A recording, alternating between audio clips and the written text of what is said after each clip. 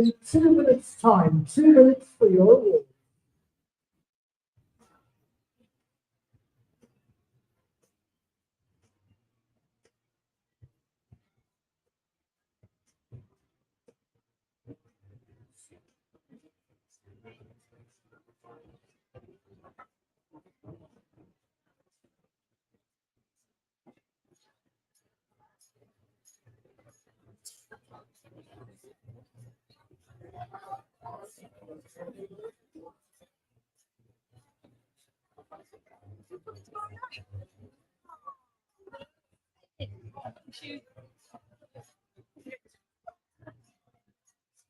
Oh my God.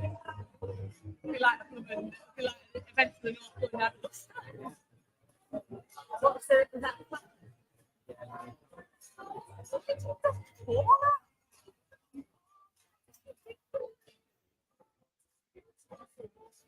Stop going. Should we put it in the drawer back? We can down this. What is it? Oh, oh, best not get drunk at our event. Not even spread. Oh, well, will you put out stuff? Yeah, not too bad. Ready for a break. Some point.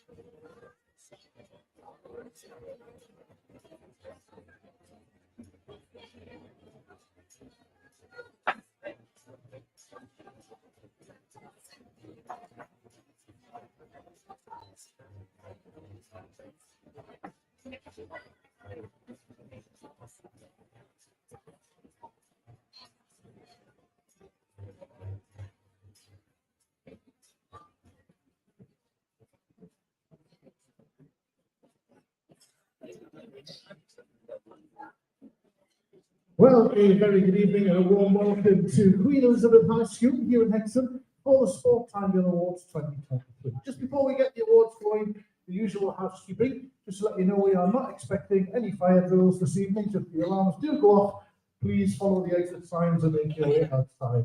If anybody needs the loo during tonight's celebration, there are some toilets just outside at the end of the corridor. I'm not going to ask you to switch your phones off because we know what you're like. You'll keep them on anyway. So if you could please just make sure they are switched to silent. Take all the photographs you want, take all the videos you want, get them up on social media, but please make sure your phones are on silent.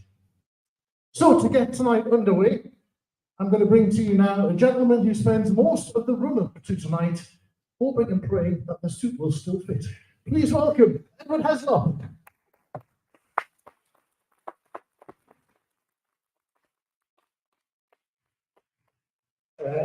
Thank you very much, Steve. We'll just move on from this. Good evening, everyone, and welcome to what actually is the 49th Sport Tynedale Awards. Of late, we are sponsored by EGA, so big thank you to EGA for that. 1974, a long time ago, for the vast majority of you here, this organisation was set up because people recognised the additional hurdles that living out in the rural areas, pupils and children come across those hurdles, and how do they manage to get to the top? So as an organisation, we give grants towards these people who are achieving highly so that they can go out in the area and maybe compete to represent the area. We also do something which I think is very important. We support coaches who are staying there, giving back to the club and trying to get up another grade. So we will give financial help for coaches. It's very expensive to get coaching qualifications. We have a fund there that we will give, obviously limited to so many per club, limited to what we've got. And what we've got originally used to come from the Sport Tynedale organisation from Tynedale District Council. Now it's a long time since Tynedale District Council existed. We've moved on to sponsorship. We are widely supported by town and parish councils. I'm extremely grateful for what they put in to help us put back into the community. And the Northumberland County Council support us as well, a number of ways, but by one of the main reasons, by the time that Kathy, who puts all this together in the last 3 weeks, her time, her expertise and knowledge of the sporting needs within the area. So welcome representatives of those sponsors and supporters. EGA, the National Farmers Union, who support the Albert and Burr Street, more of which later, the Dublin County Council and the Town and Parish Councils. And tonight we also have this show being just streamed, I think is the word, live on Hexhamtv. Will be available when you go home, whatever.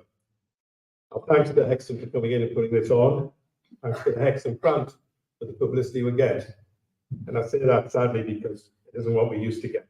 It's so difficult to get modern technology, modern ways. It's quite easy, but the Hexham grant was quite simple and was a big contributor over the years. But mainly thanks to you people for giving us the ammunition to put together tonight. So tonight, sponsorship plays a very big part, and we were fortunate last year that our main sponsor, EGA, committed for another 3 years. And our subsidiary sponsor for the Calvert, NFU Mutual Insurance, are also contributed for 3 years. And that support and stability is very important when we're going forward. And so now to our nominees. It seems that every year we're presented with more diversity, higher levels of achievement, but always the highest level of commitment by so many people. And I make no apologies that some of the shortlists are anything but short. Everyone mentioned there has come through the initial scrutiny, if you like, and we think they are worthy of recognition. You've got this far, you're a winner already. So we're recognizing that sports people, coaches, volunteers, behind the scenes heroes, those who've made the shortlist, as I say, are all winners. Be proud of where you've got to. In sport, as sometimes happens in life, there can only be one winner. That's what we're here to announce tonight. So the format is simple. One of the members of the sports committee will announce the shortlist as is in your program.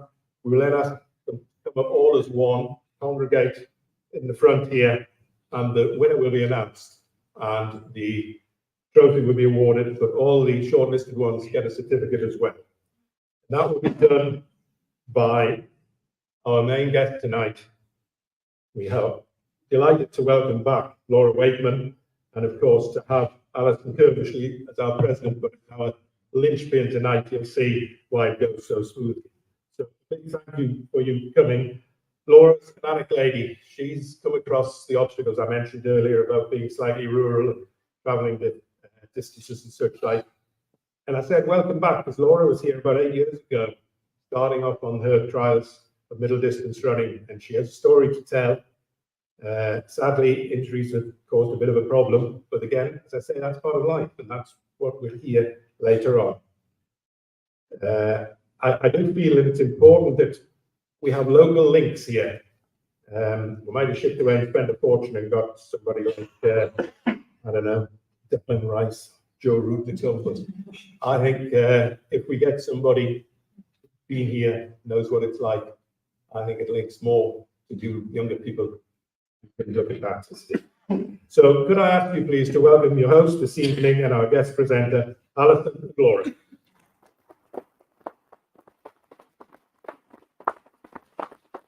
Thank you. Thanks so much, everyone, and welcome. I can't believe how quick a year goes. It does seem like yesterday when I stood here with Dan Dixon, looking forward to the year ahead for him, and I think he had a few choice words about Sunderland. And since then, we've seen a fantastic World Series, I'm glad to say, in Sunderland. But delighted to be back here.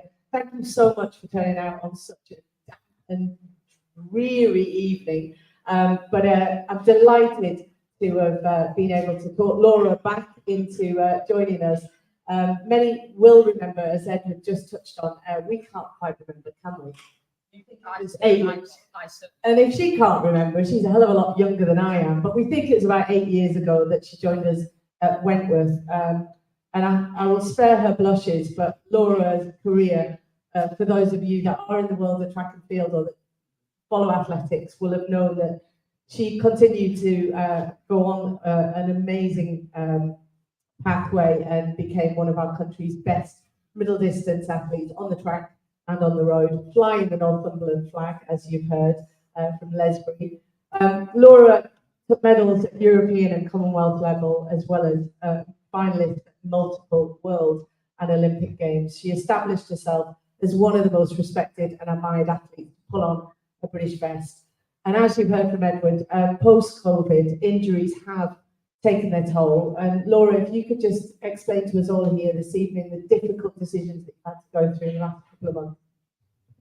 Yeah, it's been a really challenging year, I suppose. Like a lot of people, I came into the COVID 2020 year in actually the shape of my life, and it'll forever be a what-if moment for me in 2020, because I had arguably one of the best seasons of my career, running times that may or may not have picked up medals on the global stage. But unfortunately, off the back of that, I underwent an extremely challenging period in which I found out I needed major knee surgery for an underlying knee issue that, like many athletes, somehow your body does incredible things and you hide an issue, and somehow I hid a major knee instability issue in my meniscus that needed surgical repair. And fortunately, but unfortunately, I'm stood here today and I'm functioning and I'm moving, but that surgery, despite being successful, was unfortunately not successful enough to return to elite sport. And as a team, I had to make that incredibly tough decision that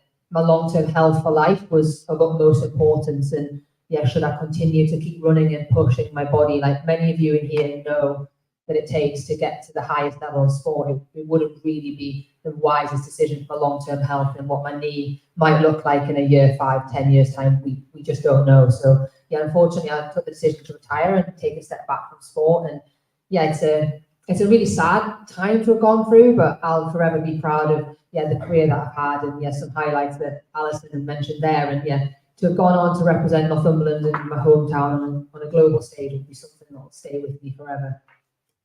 And can you just touch on a little bit of what Edward said about being from Lesbury, a rural part of Northumberland? I know the first time I met you, you were a 16, 17-year-old, absolutely loving the sport, but not necessarily winning everything. You weren't necessarily the best in the country or in the region. So what was different about Laura Wakeman as a 16, 17-year-old from Lesbury? I just love to run. It's really, really simple. It's a really, really strange thing to say, but one of the most important things for me is every young athlete in this room is always remember the why, always remember why you started the sport. And I think collectively for everyone in here, no matter your sport, no matter your experience, achievement, win or lose, always remembering your why. And for most of that should be the love and passion for the sport. And for me, I just love to run. And coming back to that rural element of it, I grew up in just outside of Alnwick in Lesbury and didn't have a track, yet I've won major international medals at multiple championships on the track. And actually for me, Hexham was one of the first tracks that I trained on and spent years right up until 2012, a lot of my Olympic preparation here in Hexham on the track. And it's that community in those roots in the towns in the area that really sort of started me on that journey to sort of the global stage. And we haven't lost you for the sport at all. Just give us a little bit of an insight into the next chapter. I know it's still quite raw because she literally has, I guess, not even had the chance in a sort of public environment like this to talk about retirement. And many athletes unfortunately do retire because of something else. Very, very, very few get the pleasure of saying, do you know what, I've had enough now. It's usually the body that gives up before the mind does. So what is next? And I know that the sport is very much through your blood, in your veins, so you're not walking away from it. Yeah, I think I'm on a journey and a process to sort of finding my place in sport, but for me, my future will be in sport. And I'm really excited that I'm hopefully going to be coaching the next generation of athletes. Many people will know I've been coaching for quite a long period of time, but I'm looking to sort of transition and do that a little bit more at a higher level of performance sport. But I've been voluntary coaching a number of club athletes from my club at the Harriers for quite a long time, and looking to sort of help develop the next talent, and yeah, certainly give back to the sport that's given me so much. And I think I finally realised the questions and the work that my own coach put in, day out, to get me to where I was. And it's a great process to reflect and look back and realise how much everyone in the sport gave me, that I can now give back in the professional, but also in a continued voluntary capacity as well. And I guess I'll share with you the beauty of when you're Laura and you've been in the circles that she mixes in and the experience that she's had on the track. You've had a call recently to head out to Potchefstroom in January. Who are you looking after out there?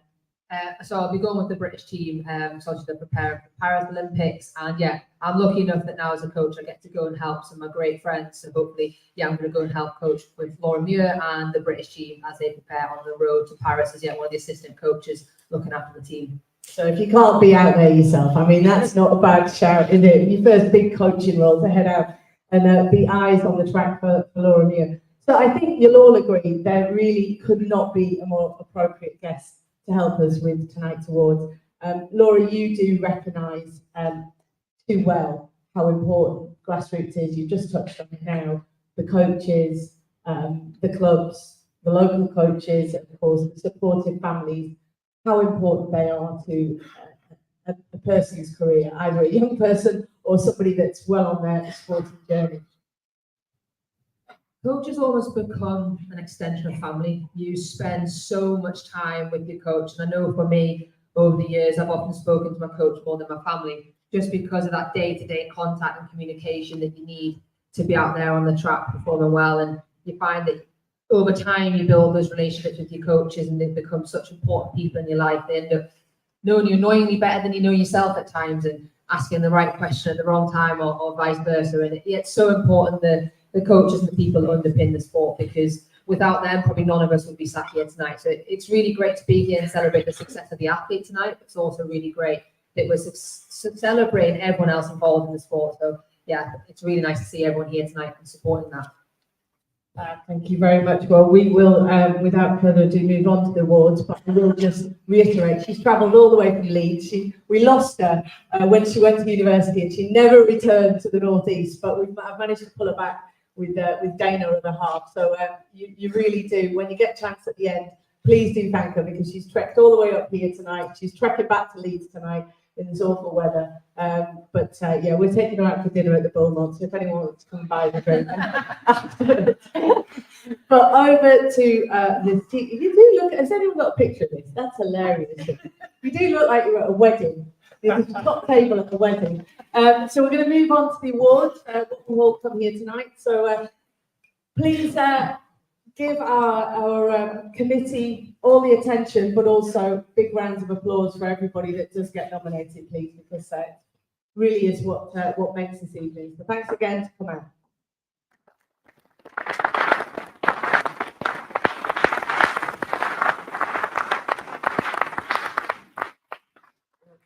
That takes a little bit of following, but I'll do my best.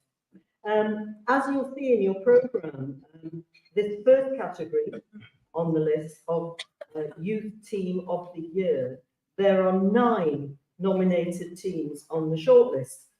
So it's actually really more of a long list. It really does show, though, how much wonderful stuff is going on at youth level in the area.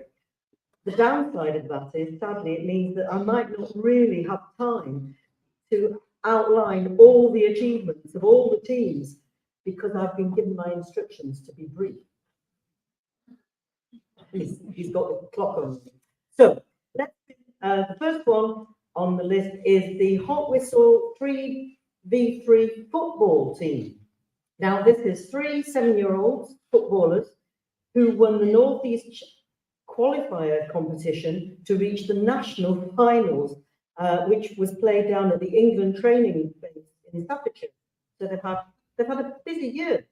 They reached the semi-finals when they went, and so they're actually ranked 8th nationally out of 1,000 or so original entries. They subsequently won several local tournaments at both under 7 and under 8 level, and they're attracting attention from local clubs, I'm told. So that was a great achievement from these three lads. And they're sitting somewhere at the front, I think. Give us a wave. No, I can't see. It must be there. Right. Still with football, Hexham Juvenile, under 13s, won just about everything that they could last season. Driven by a sheer love of playing football, the boys in this team were champions in the Northumberland Football Saturday League and won the League Cup. They then went on to win the West Division Cup in May this year, bringing an amazing season to a brilliant end. And I know that they're here and they're at the back somewhere. Hexham Rowing Club, junior 15 double schools team, comprises of just two players, Harry and Jacob, who only came together as a team this year. Although they're in 14, they've competed against much older teams, winning events throughout the north. The pinnacle of their was in July this year when they became British junior champions in their category. That's a fitting reward for their dedication and hard work and a fantastic achievement. That's the three that are up there, brilliant. Staying with water-based sport, we move on to Kielder Kestrels, the windsurfing team, a squad of 12 youngsters aged between 7 and 16 who regularly train at Kielder and elsewhere. There are, as you'll understand, limited opportunities for competition locally, so lots of travel and commitment is needed. Members of the team have achieved high rankings in competitions around the country and at the World Championships in France. This is a close-knit group of youngsters who gain a great deal from participation in what they describe as a niche sport. Moving on to football again. Prada Youth Club Football Club under 11s Ospreys. That's them. It's a developing team which has come on leaps and bounds from its performance last year, and in a close and supportive environment, players train regularly and have worked hard to develop skills and teamwork. There were finalists, but sadly only runners-up, in the Northumberland West Division Youth Club. But it's always next year. With the strength of cricket in our area, it's inevitable that we would have some strong nominations here. Tynedale Cricket Club's under 15s is packed with local talent and had a particularly successful year. Their highest achievement was to lift the North East Premier League Cup competition, beating a very strong Ashington team in the final. Well done, chaps. But not to be outdone by their younger colleagues, the Tynedale Tornadoes are also nominated for their achievements last year. All the players are under 18 and some much younger, and have also played in the Tynedale Academy team in 2023. The Tornadoes played in the County Knockout Cup, beating Stocksfield and Tynemouth on the way to a final where they defeated them to lift the trophy. We've got some ladies now. The 6 girls who make up the Tynedale Harriers under 15s cross-country team are all talented performers in a variety of sports, representing schools and clubs. But they've come together as a team, there they are, to bring enthusiasm and effort to their cross-country running, showing that teenage girls really can achieve in sport. Their success as winners of the under-15 Girls Harrier League last season was well-deserved, and testament to their commitment. So well done, girls. And the final one on this long shortlist is Tynedale Rugby Club under 15s, which finished last season unbeaten. Takes a bit of doing. They have a large squad and a policy of inclusion, which means that every player gets experience of playing for the team. The philosophy and the training clearly paid off, as these chaps won the Northumberland County Cup and also the SG Petch North East Sevens in Darlington. Several of them have represented or at the Newcastle Falcons Player Development Pathway, which underlines really the strength in depth. So 9 very strong nominations. I'm now going to ask representatives from those 9 teams to come up to the front Please, make your way down.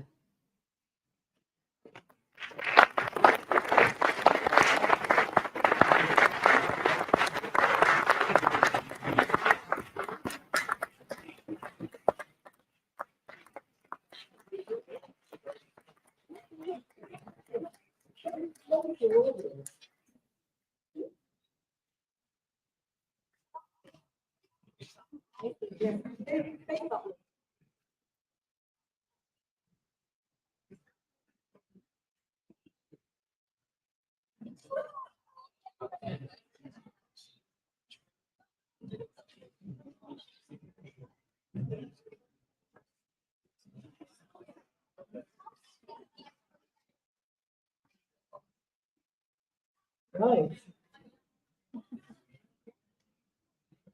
Catherine's doing a little bit of organising here.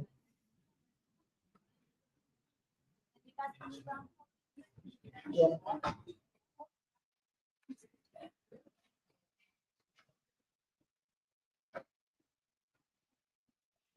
Don't be shy.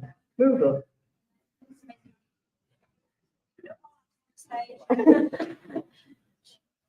This is the biggest group, I think, in all the categories. Right. As I said, such a strong shortlist. They're all winners in their own field, but the Richard Mercy Trophy can only have one winner as Youth Team of the Year, and tonight it's awarded to Hexham Rowing Club, J15 Double Sculls, Harry Western and Jacob Hill.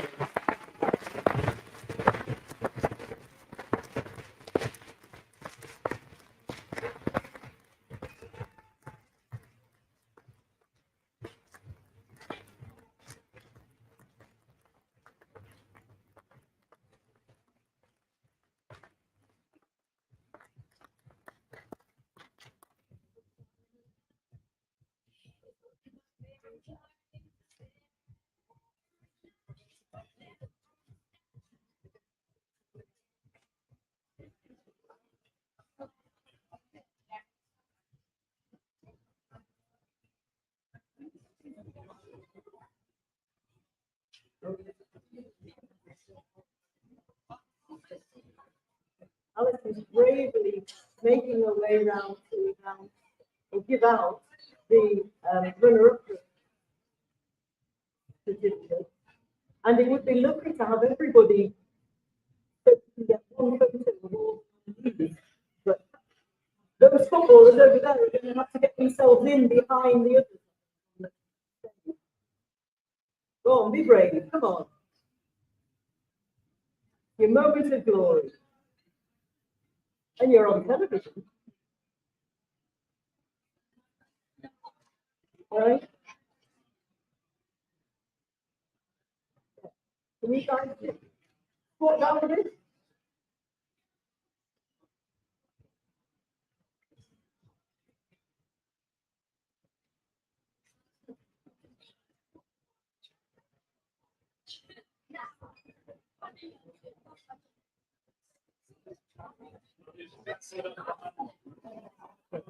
Can you close down the front boys? That's brilliant. Well done. Now what you've got to do is smile. Look sporty. Look happy. And then go back to the seats.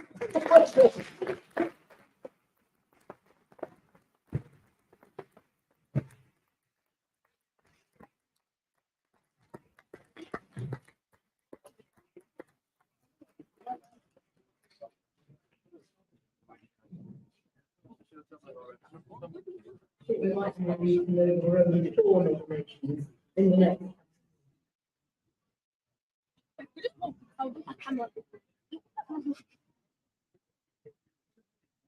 But those 4 nominations in the Young Volunteer of the Year category were all incredibly detailed and outstanding nominations from 4 different sports.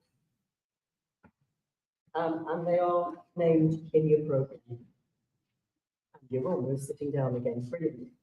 Kira Shelton began volunteering at Hexham Junior Netball Club 2 years ago at the age of 14 and has become a valued and popular member of the coaching team who shows maturity beyond her years. Laura's already talked about how important coaches are, and these young volunteers are all coaching in different ways. Kira volunteers for 3.5 hours every week, setting up activities and then matches which she umpires. She has an uncanny ability to know when and how to interfere with coaching points, as she knows the players so well. Her technical, organisation and professionalism, those attributes are outstanding, particularly for such a young person. But what makes her shine is her ability to identify and support players who need extra help.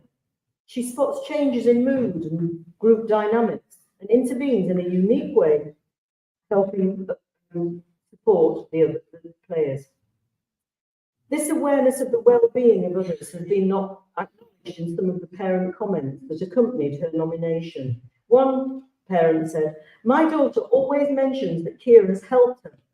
I did not realise that she was so young, that the support and advice that she offers is beyond what I would have expected." And another one said that her child had spoken to Kira and felt much better. She's clearly a very, very special young volunteer.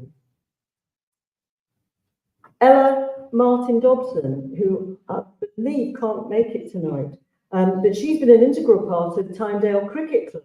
Player, coach, scorer, junior coordinator, and general volunteer for a number of years. The last 3 years, she has coordinated the ECB All-Stars and Dynamo programmes, which is aimed at introducing children aged 5 to 11 to cricket. This has meant or resulted in the development of girls' teams, which will hopefully feed into the senior women's teams. She's a qualified level 2 coach and regularly volunteers to deliver coaching sessions to various age groups. She's now studying coach development at university, and she's successfully balanced the work at university with an increasing coaching, volunteering and coordination role at the cricket club. Her efforts are seen in a smooth-running junior team, the development of young players and the success of the women's team. The fact that she's achieved all this at such a young age is testimony to her skills and determination and abilities. This comment from a fellow coach at Corbridge really sums it up. Ella does everything with a smile on her face and is such a great role model to all the young players at Tynedale. So I think they're very lucky to have her. Chloe Hutchinson is now 18. She's been volunteering in football since she was 12, initially with teams in Hexham and now at Ponteland. She continues to play, but it's in coaching that Chloe has really made her mark. She moved on to an early stage from just helping other coaches to setting up and running her own teams. She excels at encouraging new and less experienced players, building confidence and sharing her love of football. She's followed a 2-year course in coaching at Gateshead College and was named Student of the Year, and she's now been awarded a coaching scholarship to attend Northumberland University. She's now a qualified referee, and the volunteering also continues. She gives at weekends, evenings, regular sessions at club, at university and in schools, and also plays at a high level. She hopes for a career in football coaching in the future and has certainly already made a difference to hundreds of young players who remember her for her dedication, hard work and encouragement. And finally, Megan Napier is, according to her nomination form, a plodder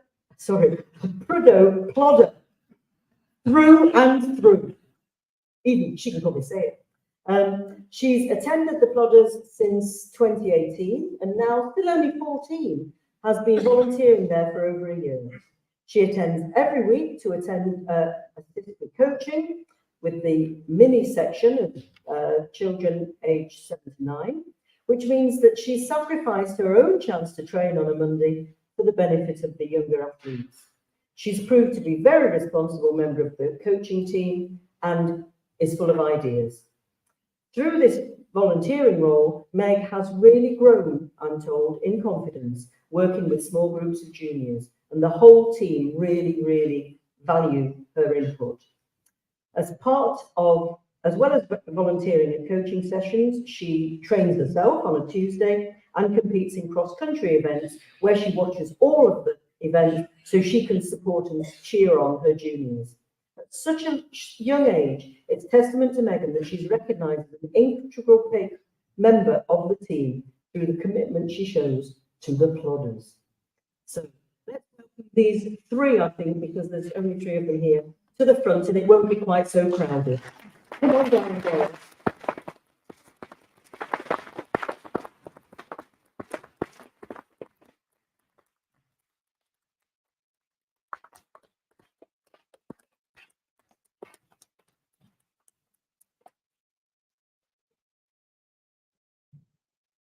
Don't look so worried. Another really difficult decision for the awards team with such a strong field, but the winner of the Tynedale Trophy for Young Volunteer of the Year is footballer Chloe Hutchinson.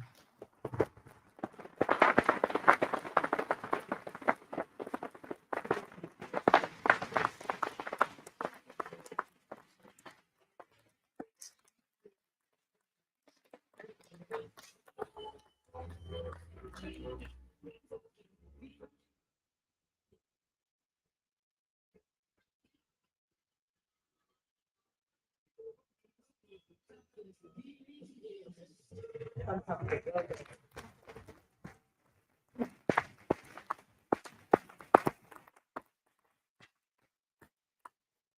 Yeah, it's a good job that most of the Key Stage 2 nominees aren't here to see the typo on their bit of the programme.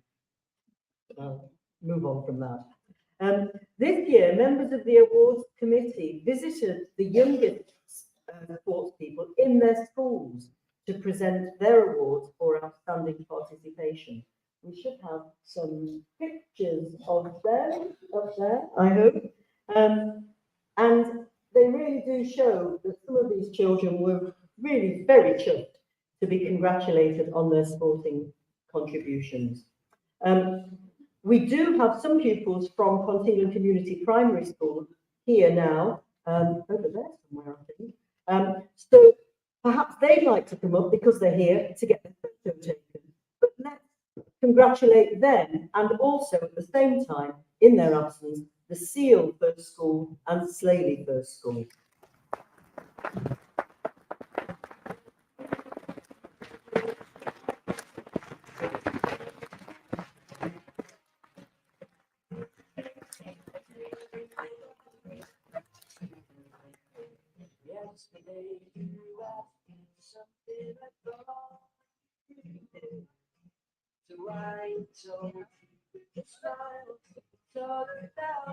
Who's this man over there?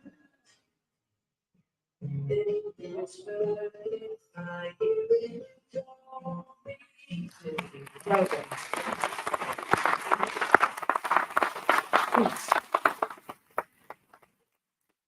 The winners of the Key Stage 3 Team of the Year aren't here either, as their award was presented in school.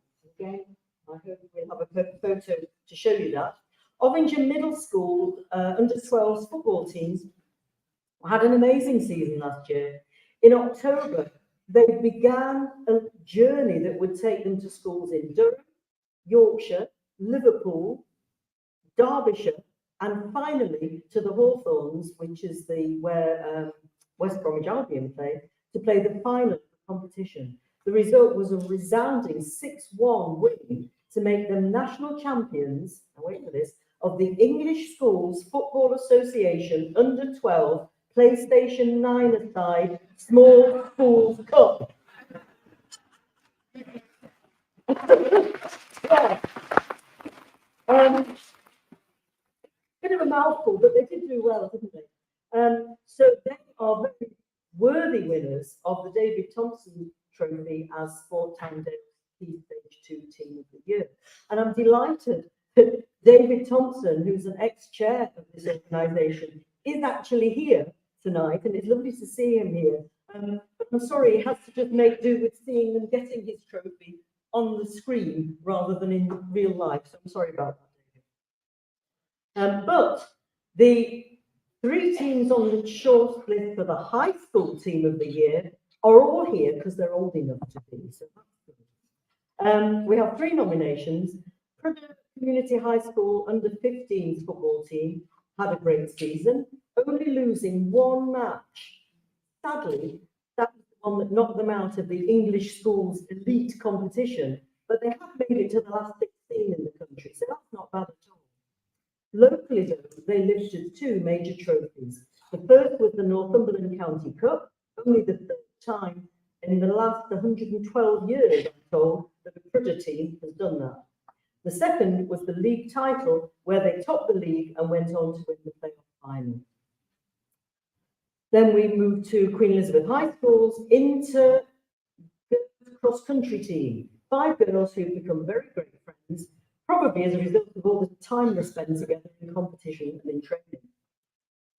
They've delivered some of the best results seen at QE and previously at Middle for 20 years.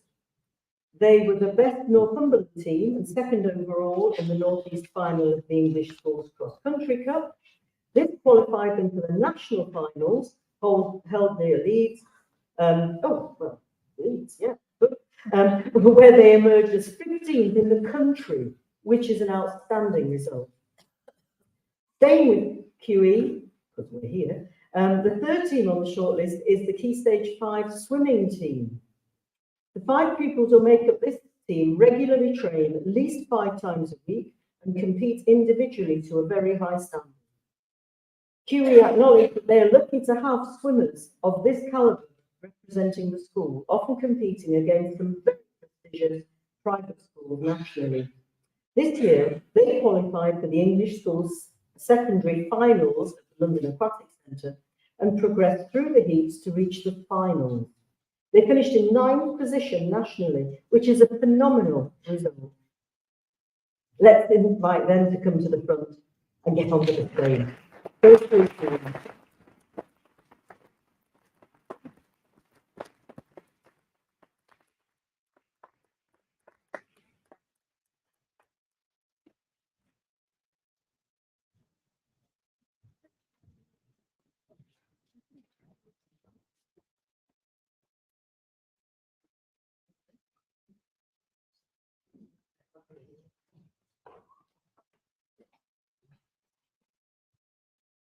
Okay, so this year the Isabel Easton Trophy for the high school team of the year is awarded to Prudhoe under 15 footballers.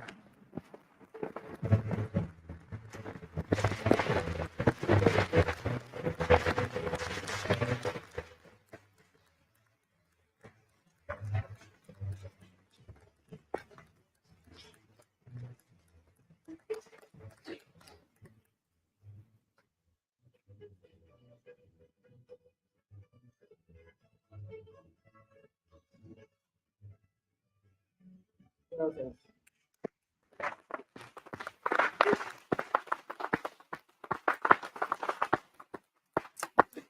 The final category in my marathon presentation is for Disabled Sports Player of the Year, where there are 2 nominations. And sadly, I don't think either of the nominees is actually with us. Put me right if I'm wrong there. Nevertheless, we've got pictures of them up there. Edward Common is no stranger to these awards. He's now in his late 20s. He's determined to keep going with his power chair football and now plays in the Premier League with Teesside. He has again represented England, being ever present and a prolific goal scorer in the World Cup campaign, returning with a silver medal. Ed still trains every week and also shares his passion and skills through coaching others. So I think it's fair to say that he's become a bit of a legend in his field. The other nominee is Joe Green, who, again, I knew wasn't going to be here tonight. He's a very keen sportsman who competes in cross-country events. And this season, he took part in the Northern Championships in Blackburn. Just like Ed, he doesn't let his disability prevent him from participation. even though it sometimes makes life quite hard for him. Despite the challenges that he faces, Joe turns up to training every session and puts his all into the training. He's ranked 74th in the country for the 5-mile run, where he's often up against non-disabled athletes. So, two very inspiring people, and it's just sad that they're not here, but I can announce the National Playing Fields Association trophy this year goes to Edward Common.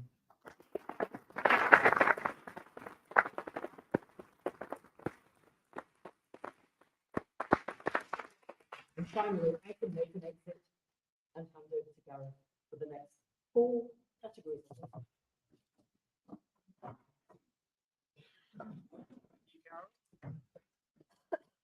Evening, ladies and gentlemen. The next award is for Young Sportswoman of the Year, and the nominees are badminton player Lucy Dodd, has represented both England at both under 15 and under 17 level, and is on the badminton England player pathway for the 2nd year in a row. She has excellent national rankings and an exceptional win-to-loss ratio. Cyclist and swimmer Katie Melville races downhill mountain bikes at national level and is currently ranked #1 in the country in the juvenile women's category by British Cycling. She's also a member of Prudhoe Dolphins under-18 swimming club and won the trophy in July as overall fastest girl in the squad, despite being only 14. Golfer Charlotte Norton is a devoted regional, national and international player who has competed continually hard this year and has been awarded 3 England caps.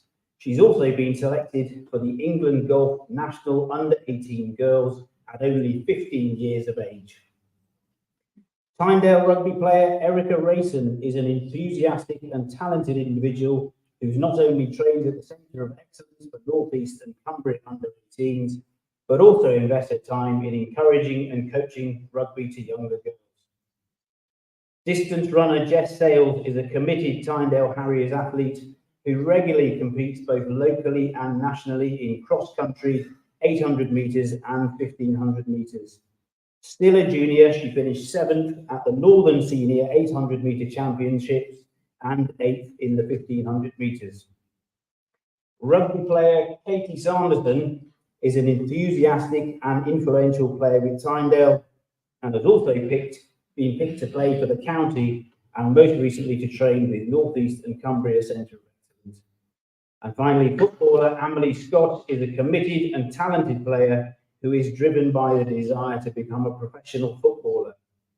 She's had great success at Bedlington Lioness under-16 girls team and represented Northumberland Schools FA in the Cumbria World Youth Cup under-15 girls team. If those nominees could kindly come to the stage, that would be great.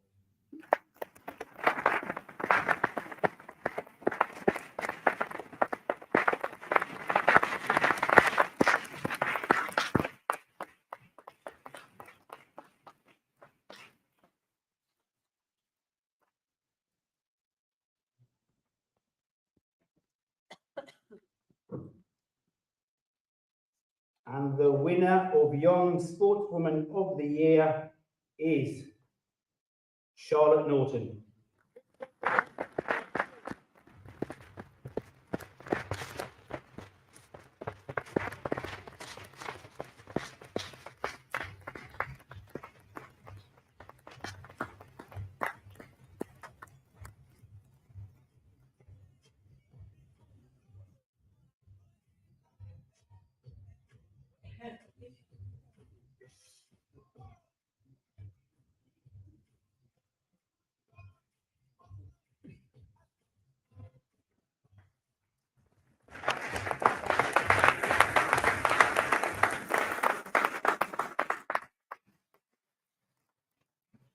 And the next award is for Young Sportsman of the Year, and the nominees are hurdler Will Ainsley, has won every county championship this year at 100-metre hurdle.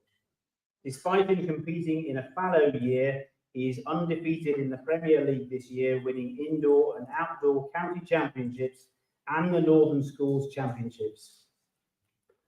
Footballer Guy Bloomer is a motivated and talented player with an instinct for scoring goals. He represents Newcastle Academy and Prudhoe High School under-15s and has ambitions to win a scholarship to the academy. Runner Ben Brunton has competed to a high level in middle distance and long distance running this year for Tynedale Harriers, achieving a silver medal at Cross Country Northumberland, and he is ranked within the top 10 in the country for the road 10K run. Cricketer Will Carr is a strong all-rounder who was selected by Durham County Cricket to play in an emerging players game against Lancashire in August, and has been selected for the Emerging Player Programme for Northumberland County, a programme for the elite players in Northumberland. Leonardo De Santis is a talented cross-country runner, rugby player and footballer who recently trialled at Sunderland Football Academy and was instrumental in helping his unbeaten Hexham football team win the treble, receiving man of the match in the cup final. He's been selected for Northumberland School's football team and is currently captain of his school team. Cricketer Archie Fletcher leads the bowling attack and is top wicket taker for Tynedale Cricket Club and is third top wicket taker in the league. He's also captained the academy team on occasion and led the under-19s team to County Cup success in 2023. Cricketer and rugby player Owen Forbes, at only 14, is a key member of Allendale Cricket Club first team. He also captains the Dame Allen under-15s rugby team and is a key player for Tynedale under-15s rugby club, who both had outstanding seasons. Sailor Toby Kidd has sailed competitively at regional, national and international level this year, attending the World Championships in Follonica, Italy. He has also been selected for the Royal Yacht Association's Youth Regional Winter Training Squad, which is the Olympic Pathway Programme for young sailors. Cyclist Kieran Lally is a dedicated and resilient athlete who participates in a range of cycling disciplines at under-18 level and is often travelling the length and breadth of the country to race at national level. He's also achieved several local podiums this year. Cricketer Will Marrow is regularly the opening batsman and wicketkeeper for Tynedale Cricket Club's second 11 and has scored over 1,000 runs this season. His impressive performances have also seen him nominated to be part of the Northern University Student Club cricket squad, which provides further coaching, development and playing opportunities for high-performing cricketers. Runner Magnus Riddell is a committed and talented athlete whose dedication resulted in the fastest ever time for a boy representing Northumberland for 800 metres at the England Schools Athletics Championships. He also won gold in the under-15s 800 metres, becoming England national champion in August. In addition, Magnus finished the season ranked second in the UK at under-15 400 metres and 10th at under-15 1500 metres. Matthew Rowe excelled at rugby union, athletics and basketball. Specifically, he's a county level shot putter and is top try scorer at Tynedale Rugby Football Club's under-14s, where he has assisted his side in going an impressive 32 consecutive games undefeated. And gymnast Charlie Swarbrick is a national men's artistic gymnast who competes for City of Newcastle Gymnastics Academy. He's currently working hard improving his skills across all 6 pieces of apparatus to compete again at the English and British Championships under-18s in March 24. If you could all come to the stage.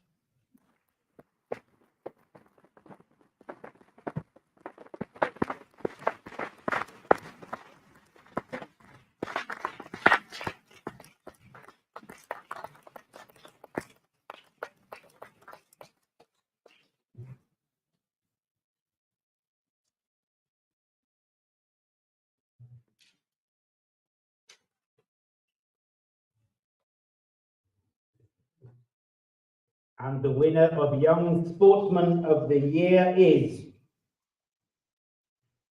Magnus Riddell.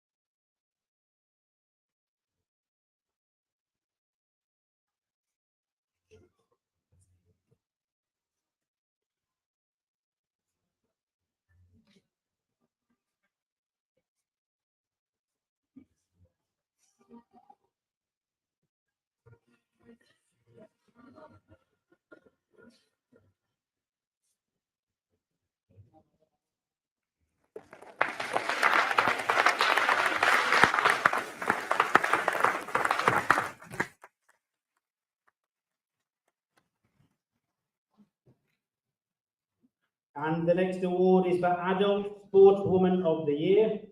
And the nominees are long distance runner Andrea Banks is a disciplined and established athlete at Tynedale Harriers.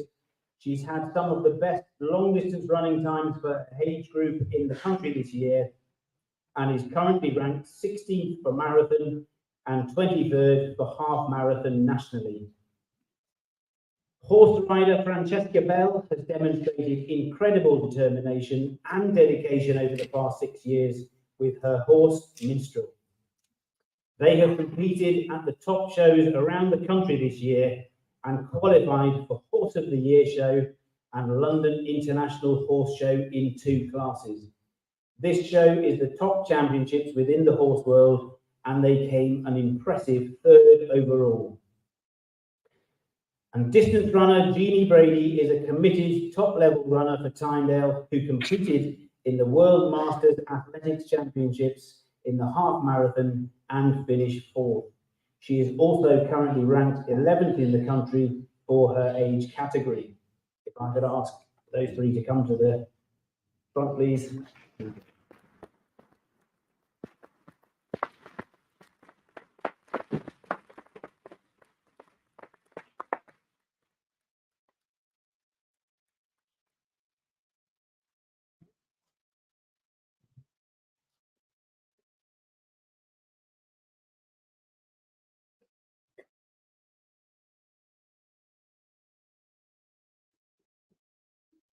And I'm delighted to say that Adult Sportswoman of the Year is Francesca Bell.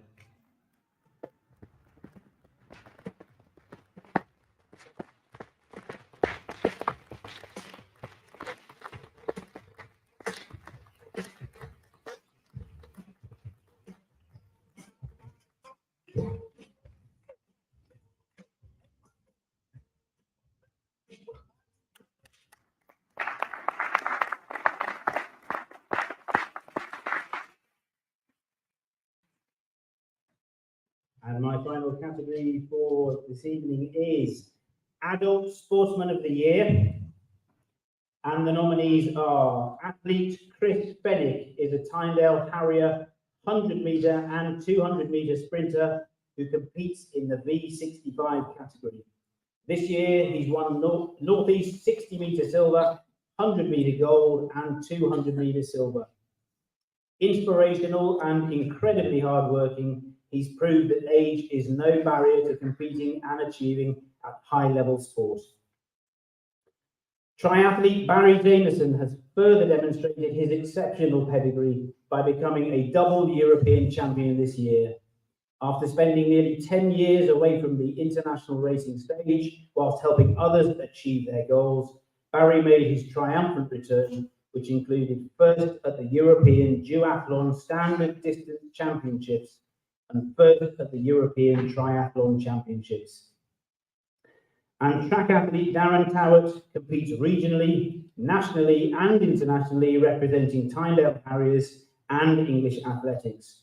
His recent achievements, winning gold, silver and bronze medals at the European Masters Championships, is a testament to his hard work and commitment. His passion for the sport is not only reflected by the way he trains, but also in the time he allocates to mentoring others. If I could ask those 3 to come to the stage.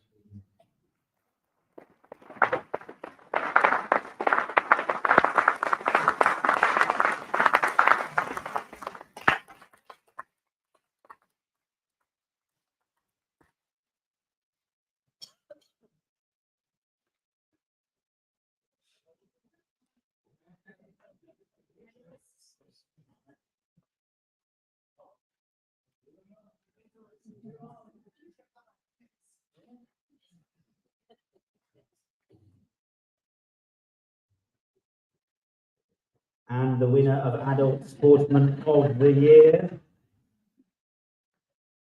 goes to Barry Jameson.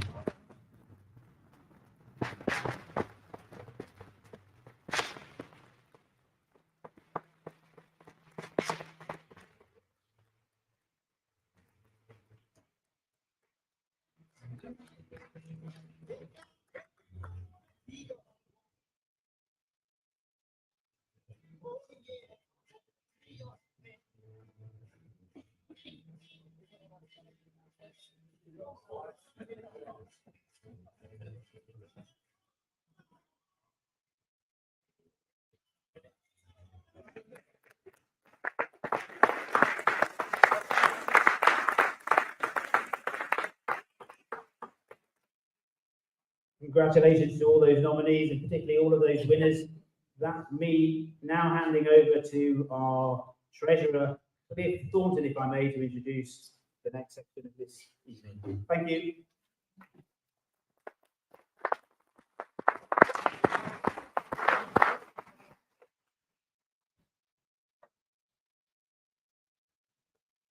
Well, good evening.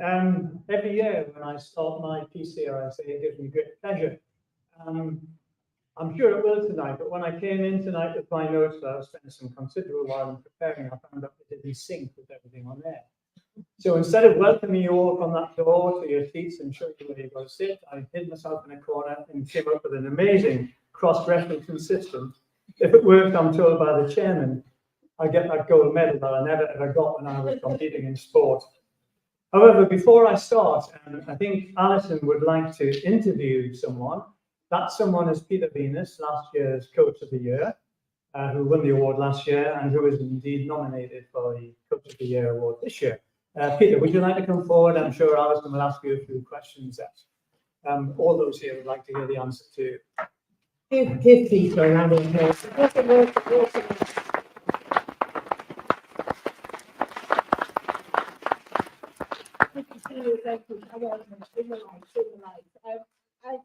As we heard, yeah, he was Coach of the Year last year.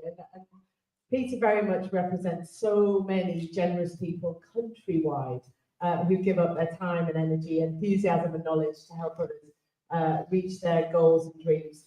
Just give us a little insight into your coaching career. How long have you been coaching, dare I ask? I've been coaching at Tynedale for 20 odd years, but before I moved to the north, I coached kayaking and canoeing. I competed in that sport, played rugby when I was younger, and coached rugby at school. And if we look at sort of your move up here to God's country and to Hexham, have you been able to do a count of how many athletes have gone through your training group? Well, I wasn't counting, but I was looking around. There's Steph Fox up there, not for a distance runner, she's waving at us. There's Mark Todd Hunter, who's up for an award. He was one of my first athletes when I started coaching at We lost him to triathlon. He's back with me doing his running. See, that's it. They all come back, Peter. They all. But I mean, so many memories and obviously so many athletes, and I think that's Laura touched on it, didn't she? The coach becomes an extended part of the family. Well, it's interesting this year because Jess Sales has left school. She was due to go to the States on a sports scholarship, but that didn't turn out to plan. So she's actually stayed with me for another year, a gap year. So I'm learning something new. An athlete who's gone from the school system into, shall we say, the senior ranks, but not quite the senior ranks. And it's a learning curve for both of us because she's no longer that school girl. She's now an adult.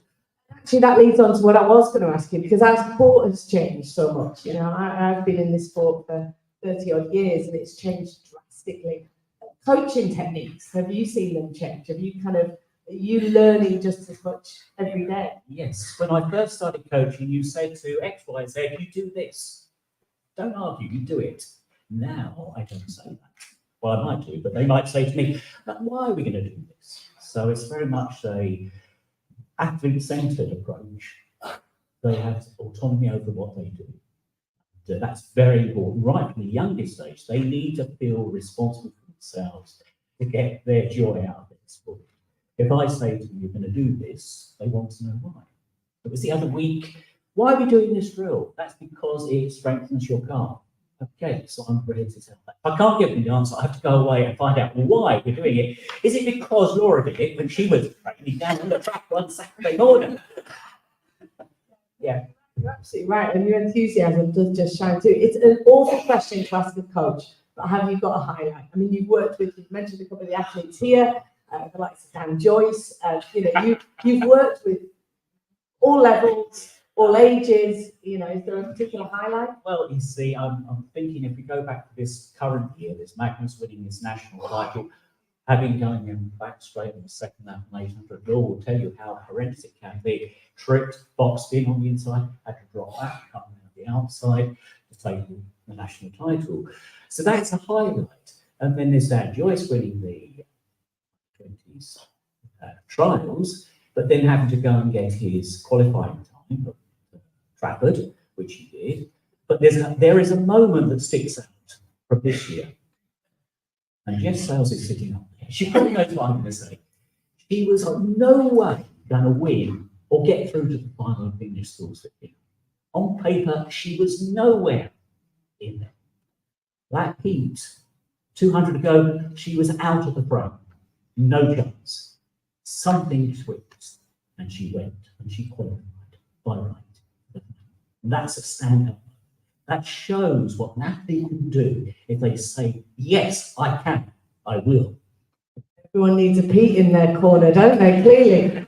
Just before you go back to the seat, what advice have you got for this lady behind me who's now moving into your role? Yeah, well, don't coach triple jump. Laura came and gave an award to Max Pearson many years ago at Tynedale Harriers, and I remember mentioning her more days, triple jump. I did do triple jump. Yeah. Were they desperate that day? They needed the points. Well, you have to be yourself. That's what I say. You have to be yourself. You have to share what you know with your athlete. You have to take from the athlete their ideas, constantly learn and build. Oh, fantastic. Listen, ladies and gentlemen, we are so lucky to have this man in the region. Peter Venus, everybody.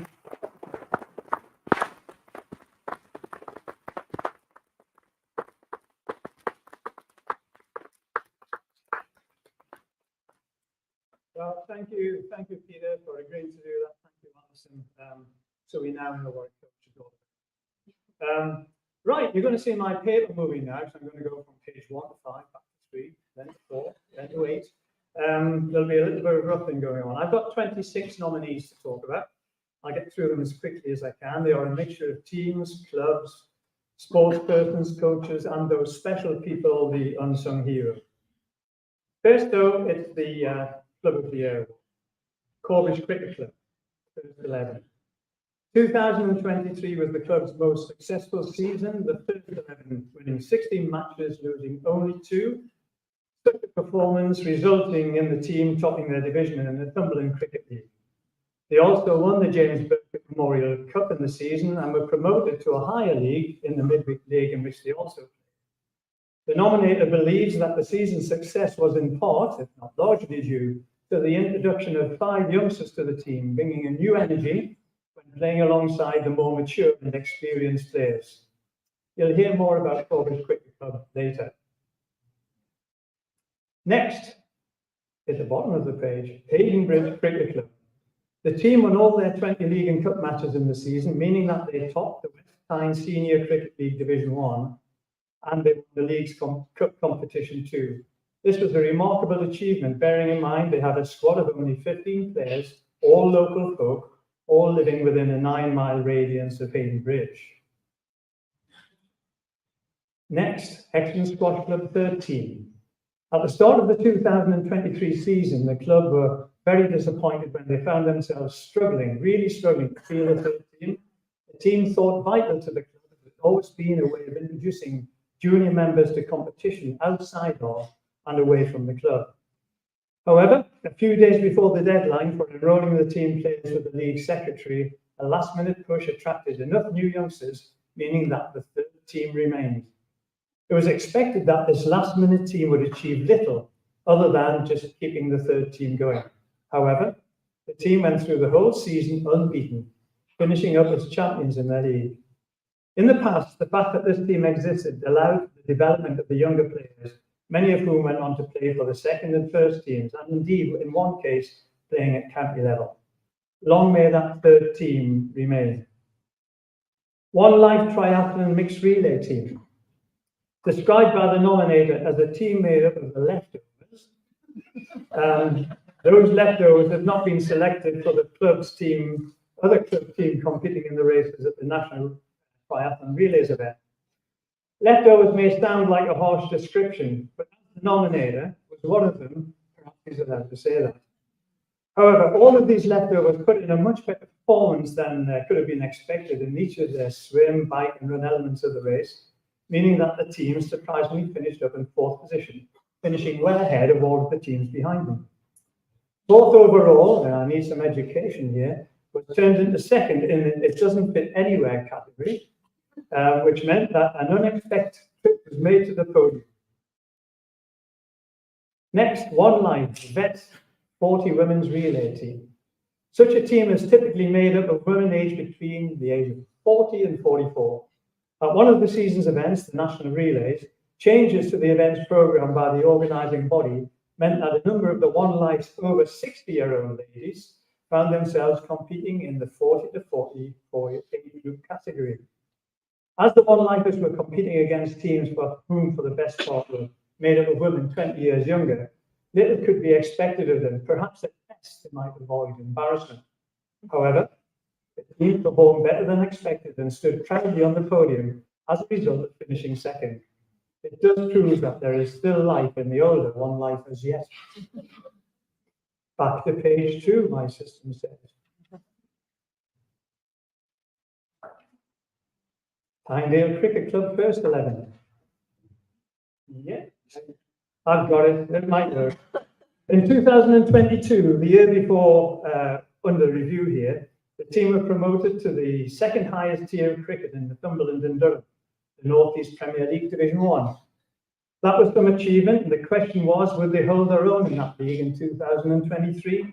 Yep, they did. In fact, they did more than that, and in 2023, they secured promotion yet again, this time to the highest tier of cricket in Northumberland and Durham, the North East Premier League itself. It is in that top league where the first 11 will play their cricket in 2024. So good luck. 2024 will be the first time in the club's history that one of the teams will have played at such a high level. The back-to-back success over the last 2 seasons, though, has meant that many juniors have been attracted back to the club, which is good news. It would also appear to have a motivational effect on the club's second 11, who had one of their best seasons, finishing third in the more local West Tyne Senior League. When all of those nominees or representatives of the teams come down to the front, please.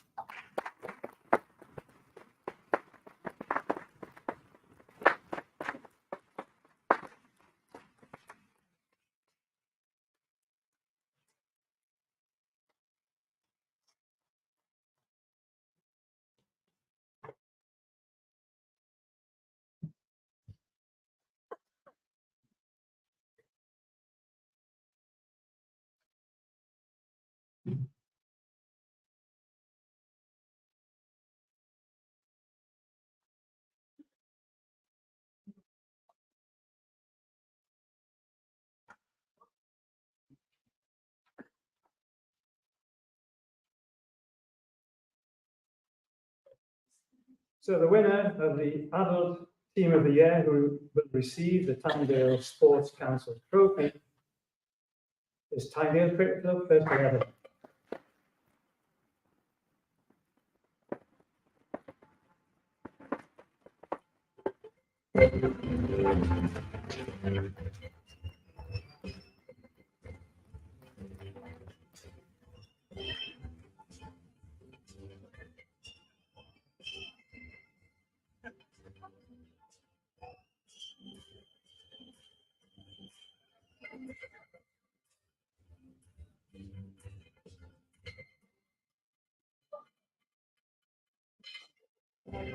Well,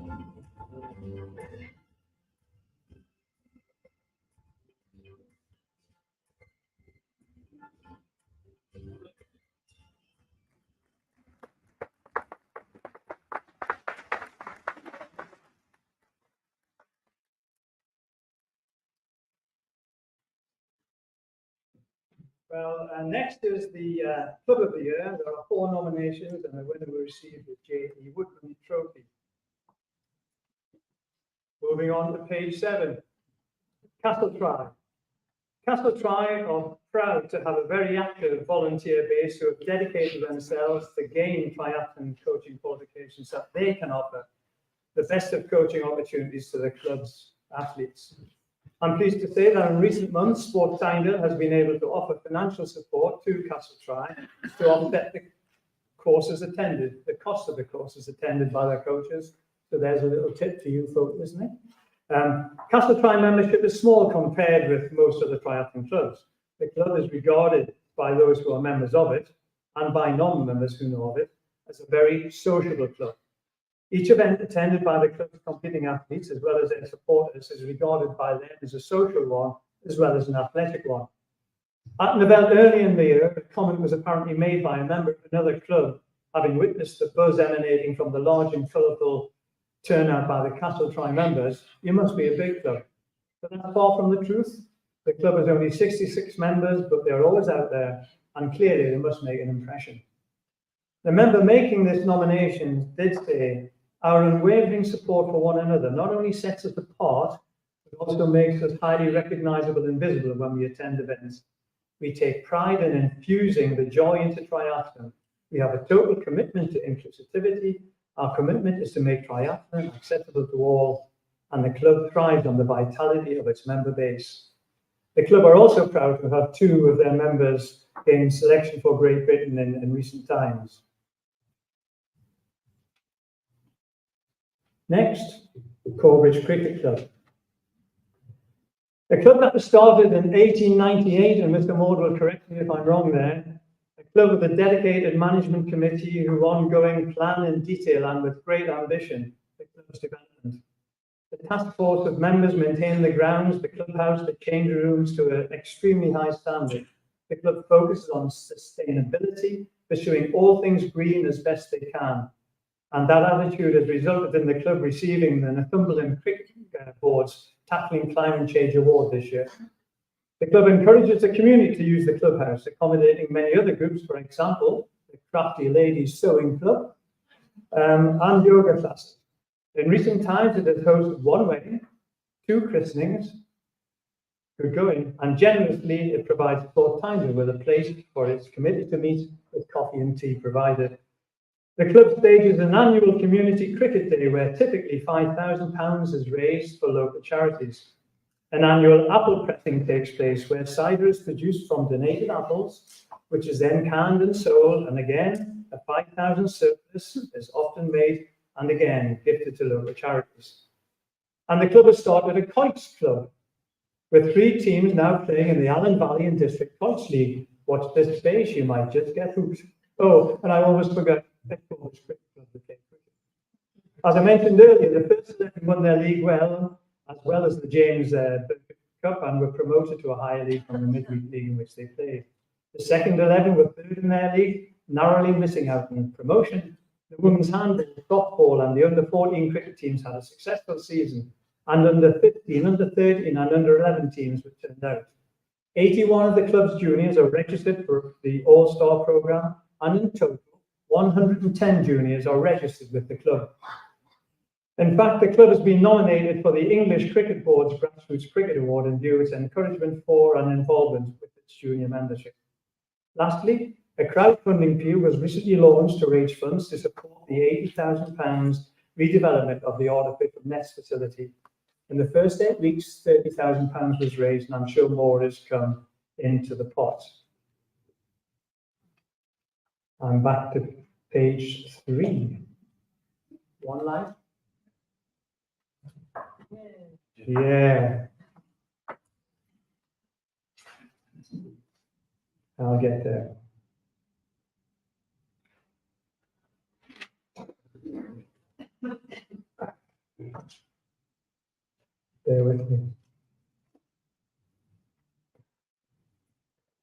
club that we said to be the opposite end of the scale to Castletry membership-wise. One Life is one of the biggest clubs in the region, and who over the years have had many members representing Great Britain in Europe and worldwide competitions. Not only representing their country, but many returning home with gold, silver or bronze medals. In the last season alone, 10 senior athletes have represented Great Britain. In the season, as previously mentioned, 2 teams picked up medals at the national relay events. At junior level, 5 athletes helped the North East Regional Junior team become regional national champions. A further 10 junior athletes have recently been invited to join the regional development squad, giving them the opportunity to prove that they should be considered for selection for the regional championships in 2024. In 2023, the club again organised and hosted 2 events in the area that were attended by athletes from all over the region. The success and competition of many of its members was seen by many as being due in no small part to the superb coaching setup at the club. Plymouth Netball Club. The club has made amazing progress in the last year or so. In October 22, there were 40 members, and now there are 98. New systems, new procedures, new training methods, new teams, junior, intermediate, senior teams, and walking netball teams. Now, 4 training sessions a week, previously 2. An increased number of volunteers getting involved in all aspects of the club. One of the volunteers being a marketing social media expert, I'm told, whose involvement has significantly lifted the profile of the club. Teams now playing in the Tynedale League with success. The senior first team, first in their league. The senior second team, third in their league. There was an under-10 team who won their league too. The under-12 team were not so successful in the league, but perhaps not too surprising that the team was made up of girls much younger than the competition. 5 of the club's junior members have been selected to represent the county. I have read numerous testimonials submitted by members and by parents of junior members, and the level of their praise and gratefulness for what this club is now doing could not have been higher. There's a lot going on with Plymouth. However, and the winner.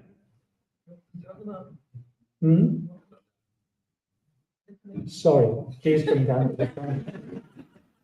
I was waiting for someone to show you missed someone out.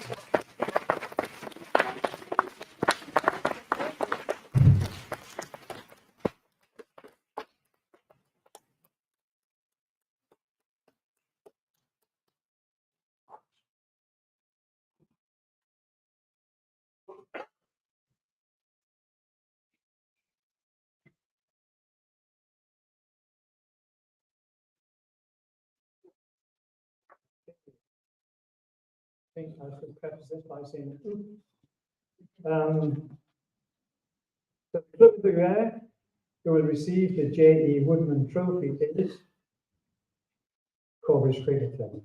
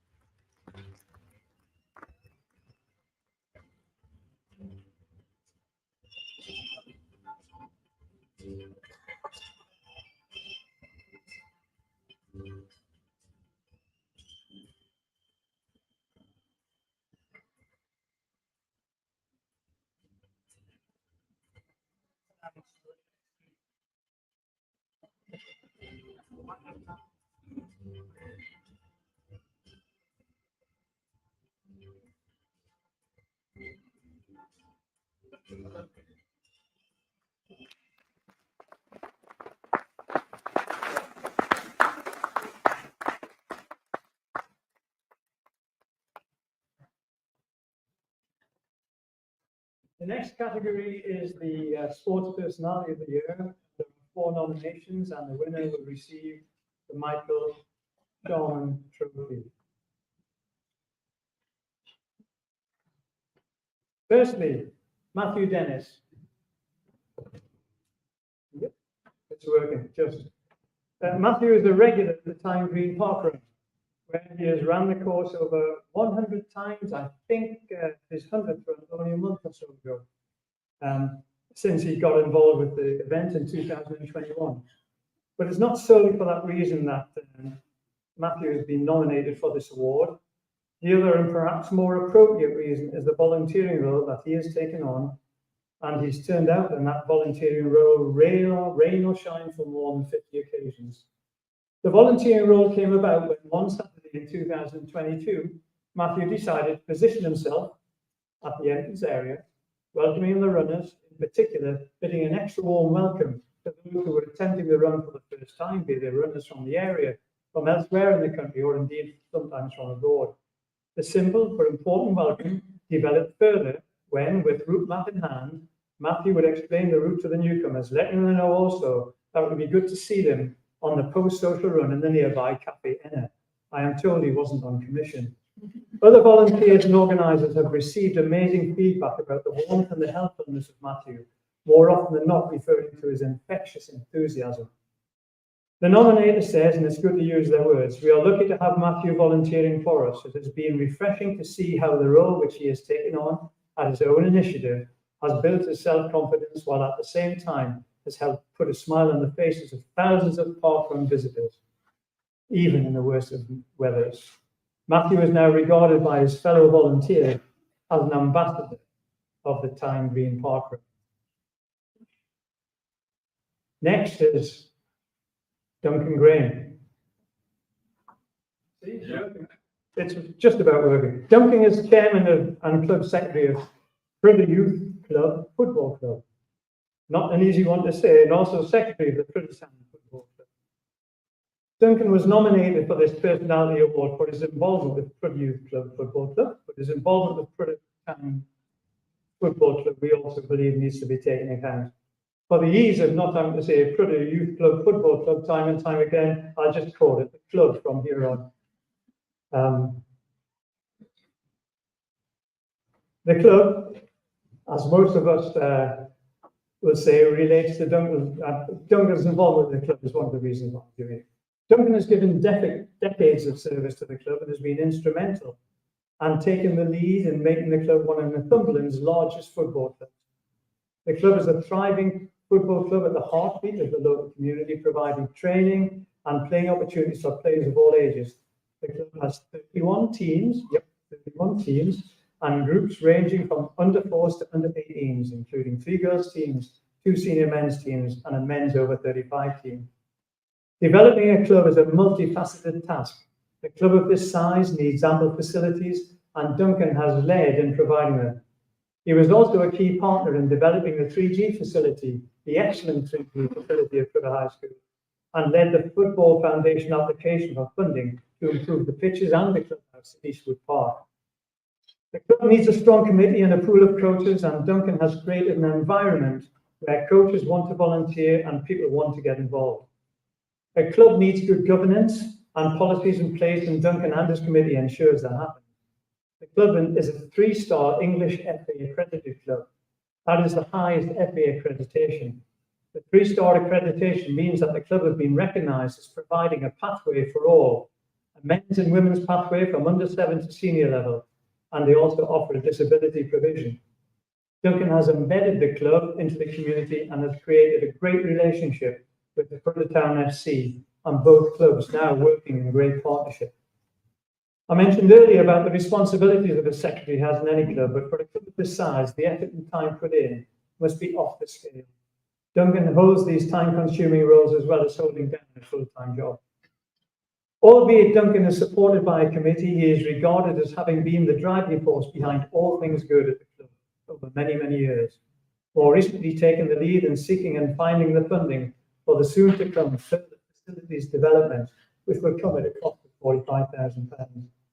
The nominator has said, without Graham and his influence on local grassroots community football, grassroots football would just not exist. Next, Ian Stanton. Ian Stanton has had the position of head coach at the football club Wylam Rockets for 15 years, up to the point when he stood down from that role at the end of the 22-23 season. What a contribution, but Ian is more than a coach. His efforts and personality over the years has meant that progressively the number of players signing for the club increased year on. When he stood down, the club had 191 players on the books, 66% of the number being girls. And how many teams? Well, 15, range from under 7s to under 18s. 9 of the teams being all girls teams. Over the years, some of the players coached by Ian and his fellow coaches have been selected to play for the county, and a number have been invited to join the Toon and the Sunderland FC development program. Haven't we got a cracking game coming up in January? Many have moved on to play football at a higher level in the region. These achievements are down to Ian's significant involvement and his coaching, as well, of course, as the support of his fellow coaches. Ian encouraged many folk, often parents, who had shown an interest in coaching to give it a try. And more often than not, such folk went on to become qualified coaches. Ian would involve his fellow coaches in designing the training programs and the coaching methods. With a growing membership and a growing number of teams, new home pitches had to be found as well as new training facilities. And over the year, under Ian's watch, this was achieved at speed. And when the lines had to be laid on the pitches and the grass had to be cut, and when other jobs needed to be done, Ian would get stuck in. So non-stop development of the club in the last 15 years, thanks to Ian and his support team. At the end of year celebrations, and I like this bit, Ian has always encouraged apparently his coaches to steer away from identifying a single player of the year, but ask his coaches to identify numerous players and then to have them complimented on a particular skill or talent that the girl or boy had shown in the season. However, the ultimate objective of the celebrations was to make every player attending the celebration to feel just that little bit special for being part of the Rockets. Jane Stanton, yes, the same surname as Ian, and for those of you who might try and identify a likeness between them, thinking that they might be brother and sister, I can tell you they're husband and wife. I guess, Jane, when your husband got so involved with the club and your daughters were playing there too, rather than sit at home, you decided to get stuck in as well. So Jane too has been involved with the club for 15 years, and like Ian, stood down at the end of the season. I wonder if you're both twiddling your thumbs. I doubt that very much. Initially a coach, Jane was one of the pioneers of girls football in the area. Whilst Jane focuses on developing the skills of those she coaches, she put a great emphasis on having those she coaches demonstrate proper and respectful behaviour. Jane did not reserve this education, I'm sure, just for the girls she coached. Education was given to non-Rocket players. It was also given to non-playing adults too. You know, those who stand on the touchline and say inappropriate things. They learn from her. As well as the coaching role, Jane took on the unenviable task of club secretary a couple of years ago. And I guess there are a number of people in the hall who are aware of that effort, particularly when that role involved the registration of 191 players and satisfying the requirements, of which there are many, for the various leagues. The compliment from the secretary whose role Jane took over, Jane's infectious positivity, enthusiasm and personality kept me going when I found the football bureaucracy was getting me down. So, Mr. and Mrs. Stanton, to you both, well done over the 15 years. I'm sure that there are hundreds of young girls and boys who have benefited from your involvement and have said or would like to say thank you already. If you haven't done so, I'll do it on their behalf. Thank you both.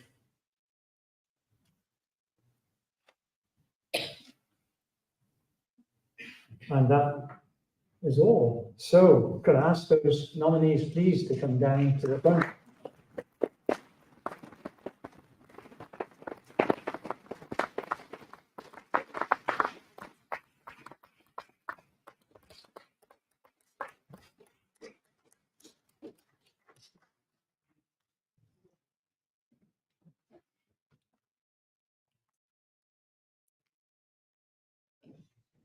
Yep.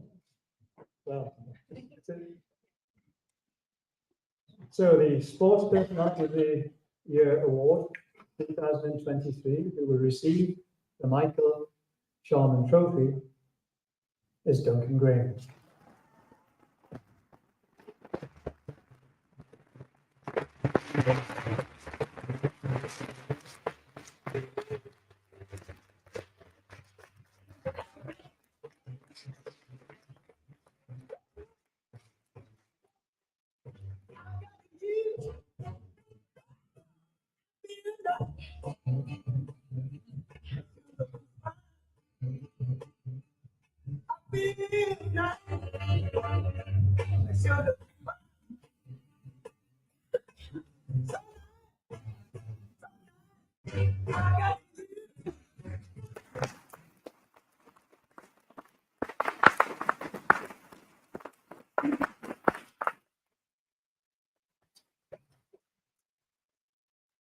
And the next award is for the Coach of the Year. And there are 9 nominations. Please bear with me. Firstly, Ian Callender. Ian is the coach of Prudhoe Ospreys under 11 team, as they were in the 22-23 season, a team that is under the previously mentioned Prudhoe Youth Club Football Club umbrella. The team won 15 of their 26 games in the league in 22-23, drawing former runners-up and then the Northumberland West Division Youth Club. Moving into the 2023-24 season, they've had a very successful start. I'm told that Ian has that nurturing approach. He gives clear directions, sets clear boundaries, and puts an emphasis on fair play, good sportsmanship, and insists on respect for referees and all his players. He encourages support from all his squad for each other, team spirit being regarded as essential, if not critical, even at the young age of the squad members. But he's no soft touch. As the saying goes, he insists on commitment and attends at training to ensure game time. Most importantly, and like most good coaches, and we've heard this before, he insists that all those who be coaches has fun and joy when playing their sport. Next is Charlie Cook. Charlie is the owner of Union Jab Boxing Club, which operates out of a number of venues in the area. Charlie is indeed a boxing coach, but is also a personal trainer, nutritionist, and a publisher of articles on health. Union Jab is a fitness centre where anyone can pay to attend, but it is a fitness centre with a difference. Charlie, unlike similar fitness clubs, focuses on, indeed specialises in, improving the emotional and social health of those who attend the sessions, as well as, if not more than, their physical health. His objective for those who he guides through his non-competitive boxing program is just to improve their well-being and indeed their confidence. Charlie works within the mainstream and special education needs areas of schools and communities in the hope that his approach and his style and his contribution can make that difference. I think the quote by Charlie on his website sums up what he does better than what I just said above there.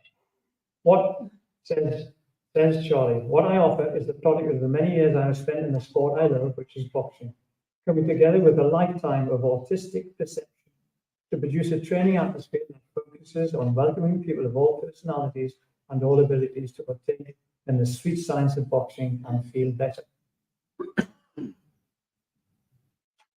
Next is Amanda Fletcher. Doing well here. Amanda is head coach of Prudhoe Plotters, a club whose growth, I said it right, Prudhoe Plotters, a club whose growth and excellent offering has been recognised at this award ceremony in recent years on a number of occasions. Amanda heads a team of 19 coaches.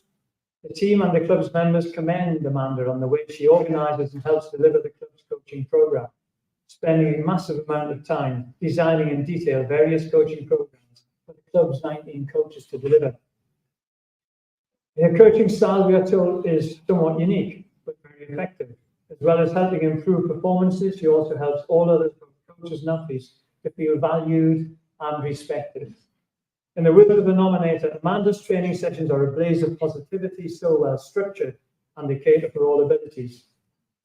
My guess is, and I'm sure it is the case, Amanda has that sort of skill for those who might be struggling at the back of a group of runners to still feel good about what they're doing. Next is Andrew Neal. Andrew Neal is the coach of the Tynedale Rugby Under-15 squad, as well as being the chair of Youth Club Rugby Club. Andrew has coached the Under-15 squad for the last 10 years, many hours a week dedicated to coaching that squad, as well as giving up time to offer support to fellow coaches who coach the other squads too. This also involved helping coach the girls in the 14 squad. I gather Neil got involved with coaching the girls for self-learning, really, as much as providing support. So it just goes to prove, never too late to learn. As well as the significant time spent on coaching, Neil assists in the admin related to coaching and the player registration, which is an immense task. Away from the routine coaching, Andrew's arranged matches well away from the time value, organising tours, two for the club's youngsters to Scotland, Chester, and the Lake District. But he has a unique approach to results, I gather. It is known that he will, to ensure that all members get a fair share of game time, he will give them that, even if it means that there is a possibility that the team might lose. That's unique. But that said, defeats were not common. In 22-23 season, the under-15 teams won all their matches. So perhaps his approach of selecting those who may be slightly less talented than other squad players means that they just play better. I also understand that Andrew is highly recommended by the coaches of many clubs in the area. I guess that is the ultimate accolade. Next, Annabelle Scullion.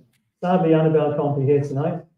Annabelle has been a member of the Kielder Sailing Club, as mentioned before, for the last 17 years.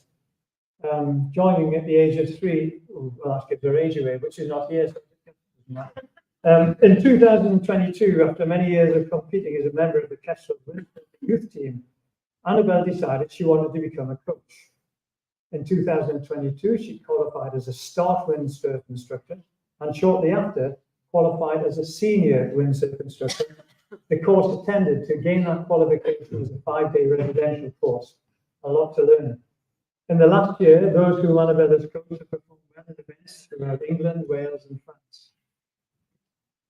Annabelle's commitment to her coaching is perhaps best exemplified by the fact that at the coaching weekends at Kielder, to give more time to the coaches, she sleeps in a tent. It is rare for someone so young in what is regarded as a high-risk sport to hold a senior coaching position, having elder and long qualified coaches under her supervision. Again, the testimonials I have read do nothing but offer the highest praise for Annabelle's efforts. Next, we have Mark Seymour. Mark is nominated here as the head coach of Tynedale Swimming Club. Mark has been the head coach at the club for the last 10 years. His approach to the swimmer whom he coaches is different to the approach of many coaches involved in other sports, as he encourages all his athletes to spend their time over the various sports which they may be interested in, rather than have them commit all their time to his sport of swimming. He wants all those whom he coaches to find a good swim, other sport-life balance that they can enjoy and not feel forced into one sport. It is that approach which has resulted in so many 13-plus-year-olds staying on with Tynedale Swimming Club until they leave the area for, say, college or indeed till later. Whereas in other swimming clubs, there is a tendency for the young teenagers to drop away and drift on to move and focus on another sport. Mark gives as much encouragement to those who would like to make it as to those who have already made it. And there are many of those who have made it at Tynedale Swimming Club, swimming at national level. In late 22, 23 and 23, team members at various age groups performed very well at the English and national finals and other regional finals, remarkable for a relatively small club. As well as his coaching time is also given to attend the various galas where members compete. Such galas often lasting a day and sometimes going into a second day. It has been known for Mark to give up holiday time to attend these events and support the swimmers. Again, the testimonials I have read in support of Mark's nomination are not surprisingly complimentary, but one in particular I think sums it up. This young swimmer says, "I moved from a large club to Tynedale when I was 11 years old, and after joining Tynedale, I soon realised I had not really enjoyed swimming previously. I started to enjoy it once I met Mark." Next is Ellie Tippin, who again can't be with us tonight. Ellie is the coach with the Northumberland Cricket Board and heads the Northumberland Cricket Club Hub programme for girls. The Hub programme is funded by the MCC Foundation, which is the charitable arm of the MCC. Ellie, who started a talented cricketing career at Corbett's Cricket Club, is regarded as an exceptional coach and role model, just like Annabelle, by the girls she coaches both in schools and on the Hub pathway. The Hub programme gives girls who might not get the chance to play cricket, but focus on state schools, the opportunity to do so with access to training and match play. In June, Ellie was awarded the MCC Foundation Young Coach of the Year, meaning that she is regarded as the best young coach in the country on the Hub programme. That is some award indeed. It was presented to Ellie at a function at the Home of Cricket, Lords, no less. Next, Peter Venus. Anybody seen Peter Venus tonight? Yet again, Peter has been nominated for Coach of the Year. We heard in the interview with Alison just what some of his athletes whom Peter has coached have gone on to achieve and how he goes about coaching them. And yes, Young Sportsman of the Year, Magnus Riddell, was one of those whom he coached. So at the risk of repeating myself for yet another year, a few words again, but I think I'll just do it in bullet points this time, if I may. Peter has coached at Tynedale Harrier for more years than he would care to remember, or indeed can remember. Peter is identified by many who have won the awards in the past as the main person responsible for their success. Peter is meticulous in his record keeping of his athletes' training performances and welfare. Peter is resilient. He makes the 2-hour round journey from home to the track at Wentworth regardless of the weather. He's rarely missed a training session. Peter is unassuming and never seeks praise. Peter travels hundreds of miles in any year at his own expense to support his athletes, and indeed to support athletes he does not personally coach. In 2023, I know that Peter made 2 journeys to Alexander Stadium to support Magnus, and only 2 weeks ago he was in Suffolk supporting the Tynedale Harrier members, the youngsters, who are representing their schools in the English Schools National Cross Country event. I could go on, but I won't. Again, well done, Peter, and thank you for what you've done. The last nominee, nominee number 9, all the way back to page 13. Henry Wilkie-Smith is the principal coach of the Tynedale Rugby Club under-13 team, whom he has coached since it was set up 6 years ago. Whilst this nomination is a coach of rugby, I would also mention that Henry coaches football too, where he coaches it during the week and attends the matches at weekend. He's one of the most qualified Tynedale rugby coaches, and I'm told one of the most passionate. There are 30 players in the squad he coaches, 20 of whom are regular team players. Described by fellow coaches as someone who has an amazing energy and enthusiasm and has that special skill of making everyone feel involved and good about themselves.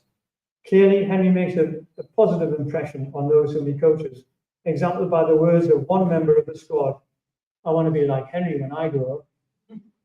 The nominator says, if the question is put to Henry, do you coach an A or a B team? His answer will be, I coach one team. Henry wants all those whom he coaches to feel as good and as capable as everyone else in the squad. Paramount to Henry, like many coaches, is that he wants those whom he coaches to have fun. Would all those nominees who are here please come down for him?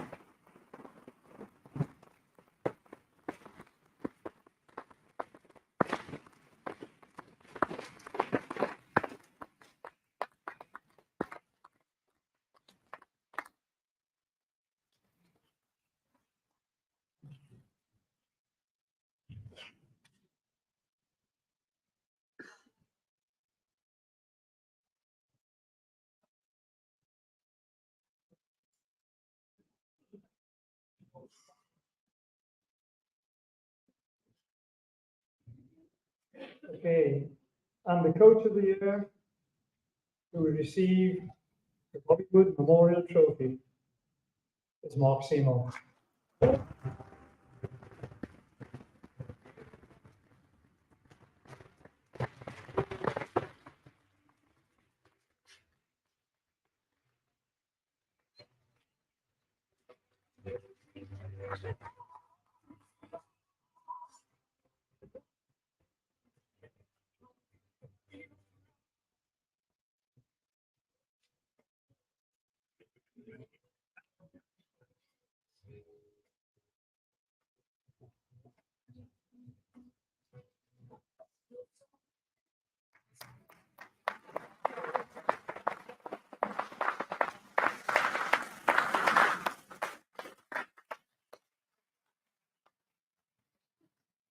The next award, or before I say the next award, can I just say that there is nobody responsible for the mess of my nose but me, in case anybody is concerned. The next award is the EGA Services for Sport, the award that recognises the unsung hero. I have to say that, as Edward mentioned, we appreciate the support of EGA UK, the main sponsor of this award celebration. And we are delighted to welcome here tonight Andrew Sanderson, the brand director of sales at EGA, who will present the award. The winner of this award is chosen by EGA, and I would like Andrew to come forward now, if you would, as I know Alison would like to have a word with you. I certainly would. Thank you very much. Andy, we had a quick chat beforehand, and I said to you, first of all, we all know EGA, but what do we know? Does everybody know what EGA does? Any hands up? Anyone who doesn't know what EGA does? Right, you tell them that. Cloudstone. We're the UK's largest wood bits parts manufacturer. One of those companies where very few people know what we do, but when everyone's known. So the floorboards you walk on, make structural flooring. All the big house builders have our products. If you have a Howden's kitchen, a Wren kitchen, all the materials in that kitchen are from us.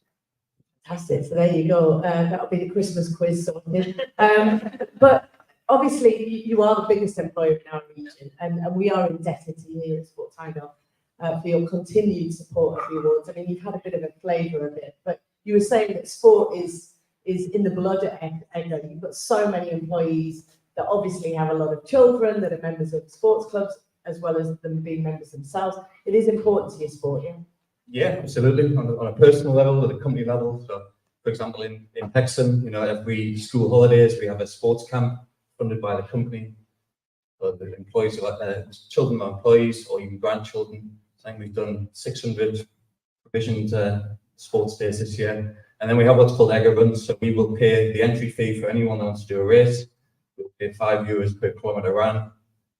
We set this up back in 2010. Yeah, so far we've raised 1.8 million euros for charity.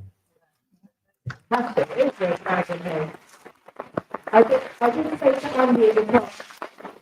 I did say to Andy before the evening as well that it's very clear that it's an ethos that being healthy, active is there, because I see so many Egger people walking and cycling to work as I'm driving into Hexham. So listen, thank you very much, and without further ado, we'll go on to the final year. Thank you. Of this sector. Of this section, yes. Thank you, Alison. Thanks, Andrew. There are 3 nominations for the Unsung Hero Award. First is Brian Coates. Brian can't be with us, but you'll understand why perhaps when I go through this. Brian is the chief windsurfing instructor at Tynedale Water Sailing Club. But he's more than just an instructor. Brian has been the chief instructor for 5 years there, but is standing down from that role at the end of the year. He will be carrying on instructing though. As I said, we are told that Brian over the years has been more than just an instructor. In fact, he is regarded as having single-handedly spearheaded the windsurfing and wind foiling activity at Tynedale, making sure that what was available to all folk of all ages, all abilities, making Tynedale an all-inclusive club. Like all unsung heroes, much of Brian's work goes unseen. Away from the water, many hours spent on club admin, securing funding, acquiring equipment, securing its storage, and making sure that all the equipment was adequate and suited for all ages and abilities. His main focus, though, was in ensuring that the club was accessible to all, as I've said. Whilst his help and guidance was given to members of all ages and abilities, Brian's passion was to ensure that countless opportunities were made available to the young girls and boys at the club. Develop not only their windsurfing skills, but also their confidence, and to get them to feel a sense of belonging.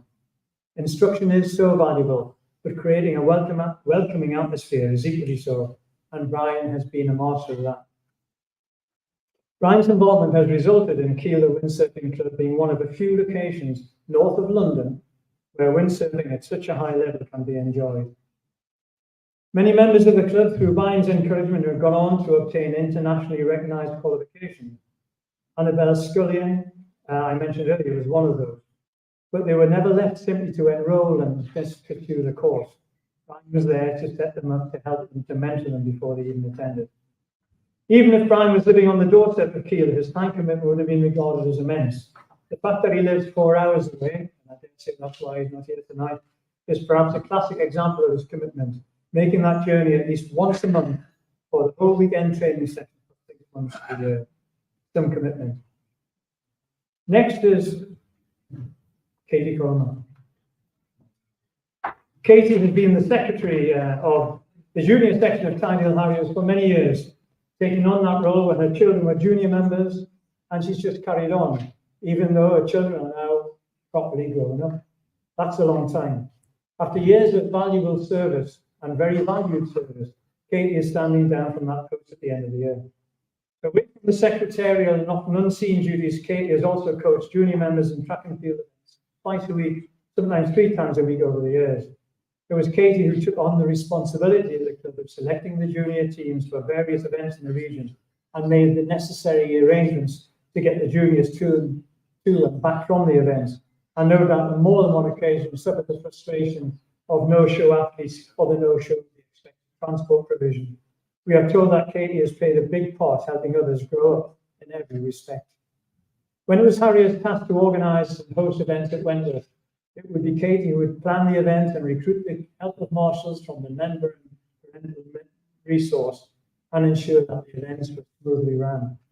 We have heard tonight of the success of many of the athletes whom Peter Venus, the Tynedale Harrier senior coach, has coached.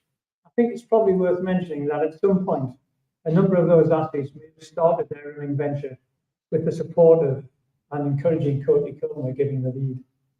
When you stand down at the end of the year, Katie, your fellow committee members and the club will miss your contribution greatly. Next, and Mark Todhunter. I've introduced this awards ceremony, this award category over a number of years, and I've never delivered my words in this category about the nominee so young. To the best of my knowledge, Mark is the youngest ever to be nominated for this award. But what he has given and achieved in his few years so far is remarkable.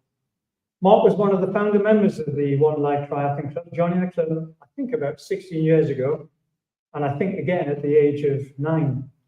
Mark is now in his 4th year as chairman of One Life, a role taken on in his mid-20s, having for the previous 4 years, from his late teens, been the club events manager.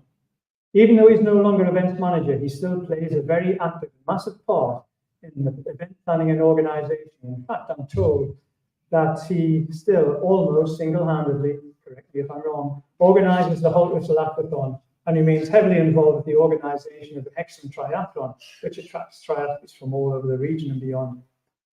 Mark, over the years, has coached both juniors and seniors, coaching seniors much older than himself, and when he was just a teenager too. This year, he has been the lead swim coach for 5 junior One Life triathletes who are part of the regional team who won the 11 to 14-year-old national championships. In the year, 10 11 to 14-year-old juniors coached by Mark have been selected to attend the regional triathlon development squad. As well as committing an enormous amount of time to others and to the club, Mark has always been committed to achieve himself, and he has represented Great Britain at both junior and senior level in age group triathlon. Many folks say Mark just makes things happen. He is said to be a fountain of knowledge, knowledgeable in all things triathlon, and he is respected regionally and nationally by British triathlon for his contribution to the sport. Away from the water, his bike and his running shoes, Mark is heavily involved with One Life committee administration, and it will be no surprise, I guess, for you to hear the administration of the Regional Triathlon Committee, a committee on which he sits. Perhaps the words of the One Life stalwart and this year's winner of Sportsman of the Year, Johnson, best sums up Mark's services to his sport, and this might be worth a pint, Barry. Mark makes a difference day in, day out for the 125 members of One Life. He is an inspirational leader. And a final comment from another One Life member. Mark is the glue that binds One Life together. Would those nominees please come down to the front?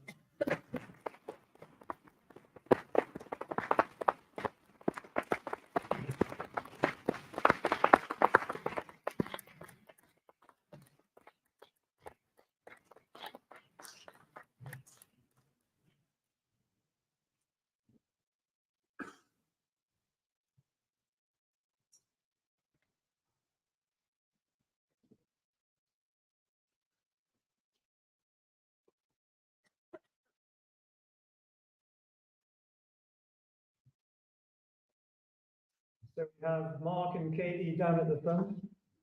And this year's award, chosen by Egger, the award for the Unsung Hero 2023 is Mark Todhunter.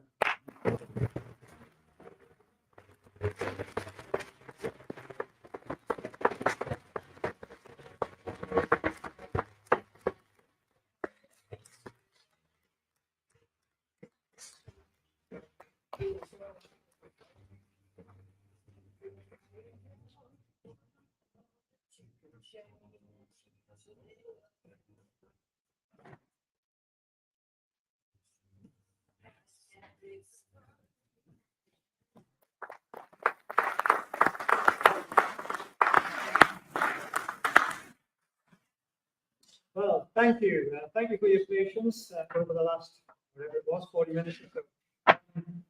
I'd now like to hand over to our chairman. Our chairman is known lovingly by his Sport Tynedale colleagues, Farmer Ned, Mr. Edward Hexham.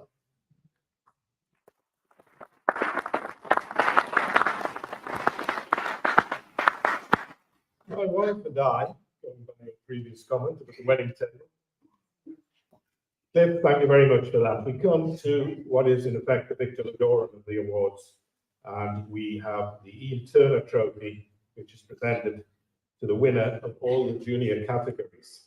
Now, what I intend to do now is to name each candidate that won a junior section tonight, and then just ask the winner to come forward and receive it. But firstly, I would like to say the Ian Turner Trophy is about a very special man who put so much into Sport Tynedale, or the Tynedale Sports Council, as it was, and especially for young people. And it's fitting that the Ian Turner Trophy is for the younger element. And the short list for that is the youth team, Harry and Jacob, the double sculls rowers, the young volunteer, Chloe Hutchinson, the key stage 5 team of the year, Prideaux football under 15s, the young sportswoman, Charlotte Norton, and the young sportsman, Magnus Riddell. The winner of the Ian Turner Trophy is Magnus Riddell.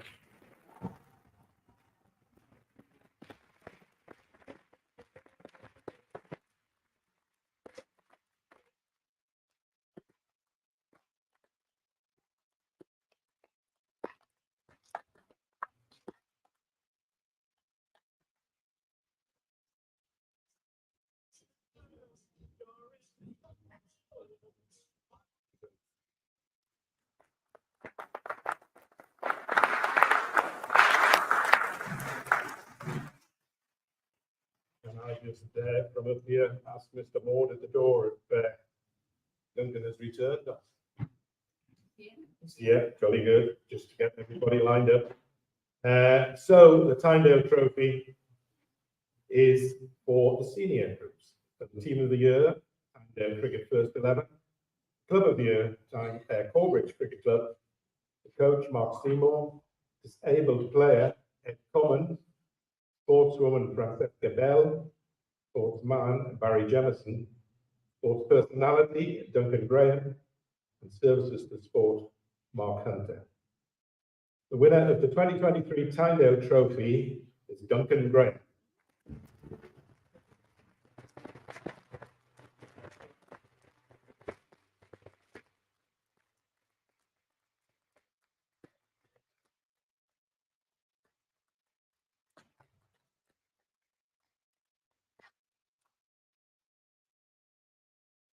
The reason I was wondering where Duncan was and having tickets was I saw him disappear, but obviously come back in and I was looking the other way.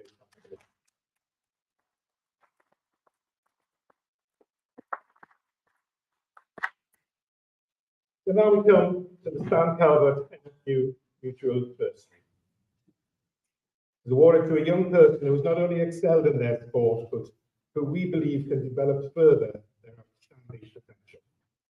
That was the criteria used 44 years ago, and that is what we use today.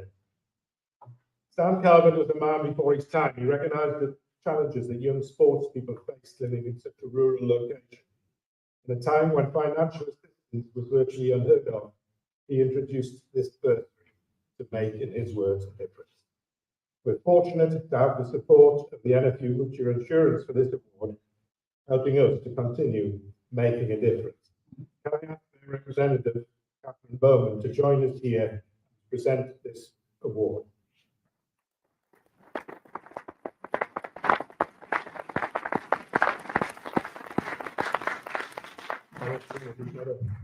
Couple of words, please. Great to see you back, Catherine. A huge thank you, as we said with Edgar, to have NFU back. The evening's just been fantastic, as ever, and particularly the young age groups. I mean, just phenomenal talent. But how important is it as a company, NFU, to be part of something like this at Stan Calvert's Scholarship? Well, I think sport is so important for families, for children, for everyone. It is a social element, it is physical, mental well-being, for us as a business in this community, it's great to support grassroots sports, and important that we continue to support grassroots. And certainly from my own experiences, and I know Laura as well, these grants and bursaries are just so important and can really be a sliding door moment for the youngsters. So I'll pass on to Edward, and I think we're going to hear from last year's winner actually. One of the conditions of the Calvin Award is that the recipient keeps us up to date of how this 12 months have gone and comes back the following year to tell us that. It's a little bit different because last year we had a unique winner, Matthew Morgan, was an American footballer. Raised a few eyebrows, I know. However, he's currently in the USA on a school scholarship for American football, so I think that's a good indication that he's had a pretty good time. But rather than me telling him that, he has sent us this video and telling us what has happened since he had the award.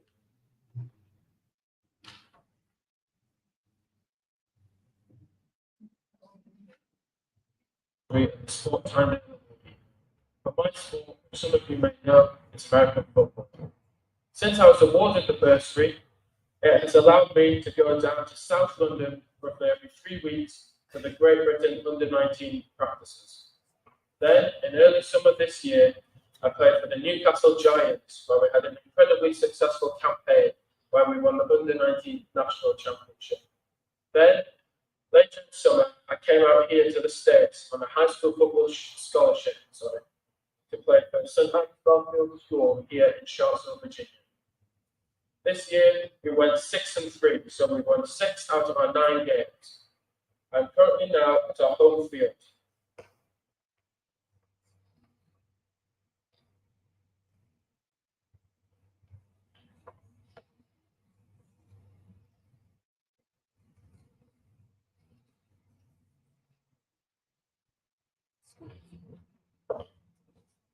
Here, the coaching standard has been phenomenal.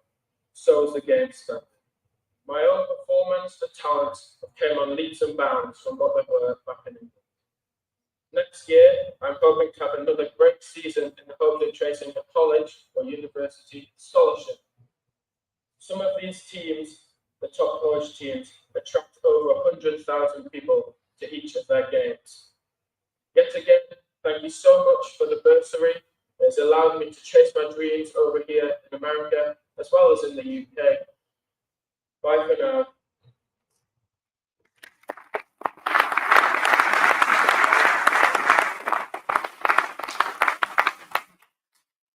Very impressive and very rewarding.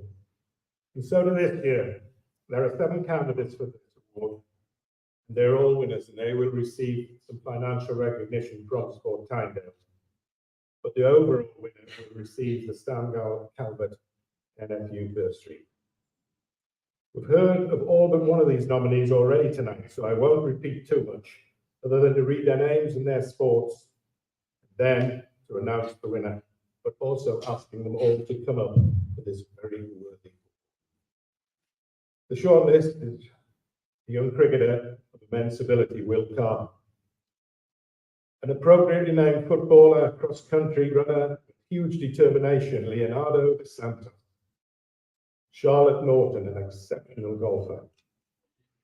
Erica Rayson, very, very impressive rugby player, who definitely has the most frightening picture up there tonight. That is an awesome picture. Now I've lost my place. 800-meter runner. See the effect, Eric? You've got me worried. 800-meter runner and champion Magnus Riddell, we've heard of tonight.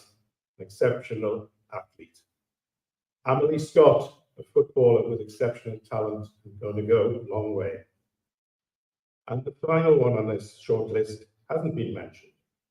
Freya Walsh is a horsewoman, equestrian, dressage, in fact. The challenging combination of person and horse, if you like it, man and beast. Freya has come first in the under-21 at Port Royal Area Festival, coming first in 2 other area levels, and at the under-18 Great Britain trial, he came 4th. Very impressive credentials, very worthy contender. But I please ask you all to come forward.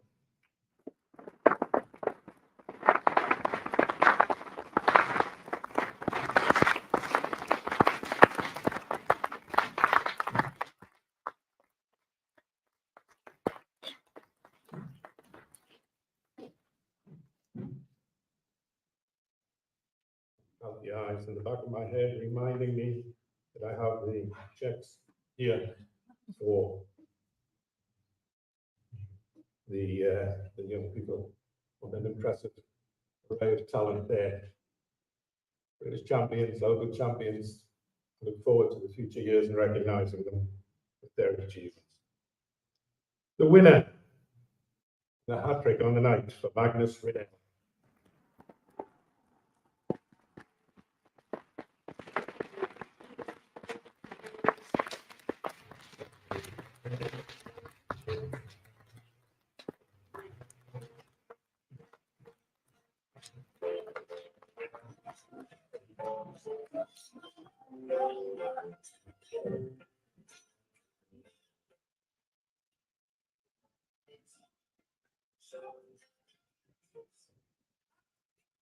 I think Stan Calvert's idea of recognising youth just shows tonight how important it is to see these young people coming and how they conduct themselves as well.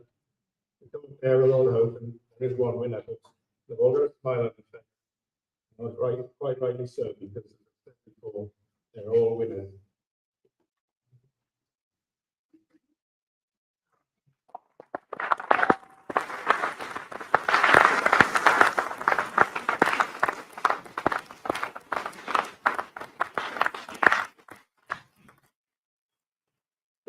We're almost there. Can I just ask Alison to have a word with Laura and to give her impressions tonight? Thank you very much, Edward. Yeah, Laura, it was pretty impressive, wasn't it? Yeah, it's been brilliant just to hear the broad depth of talent that we have in the region. It's been really lovely just to see how the talent athletes that we have. Again, just congratulations again to everyone tonight for the awards. Yeah, and I think it blew me away, or it blew us both away, the size of the contenders in the youth categories in particular, which is good as we head into our 50th year next year for the awards, and Sport Tynedale continuing to do all of its great work through the help of the likes of EGA and NFU and all the volunteers here, of course, all the volunteers out there as well. So a huge thank you to you, and I'm sure you all want to wish Laura well in her next chapter of her life. Not many athletes, it's tough as an athlete. You have to go through retirement very early in your life, and then think about what you're going to go do in your later life, as it were. But she's still only 40 something. But listen, thank you very much for taking time out tonight. A round of applause for Laura.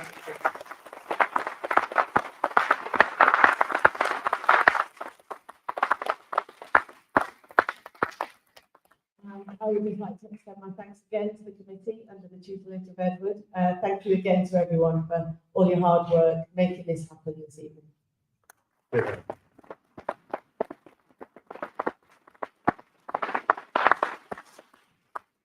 Thank you, Alison. Thank you, Laura.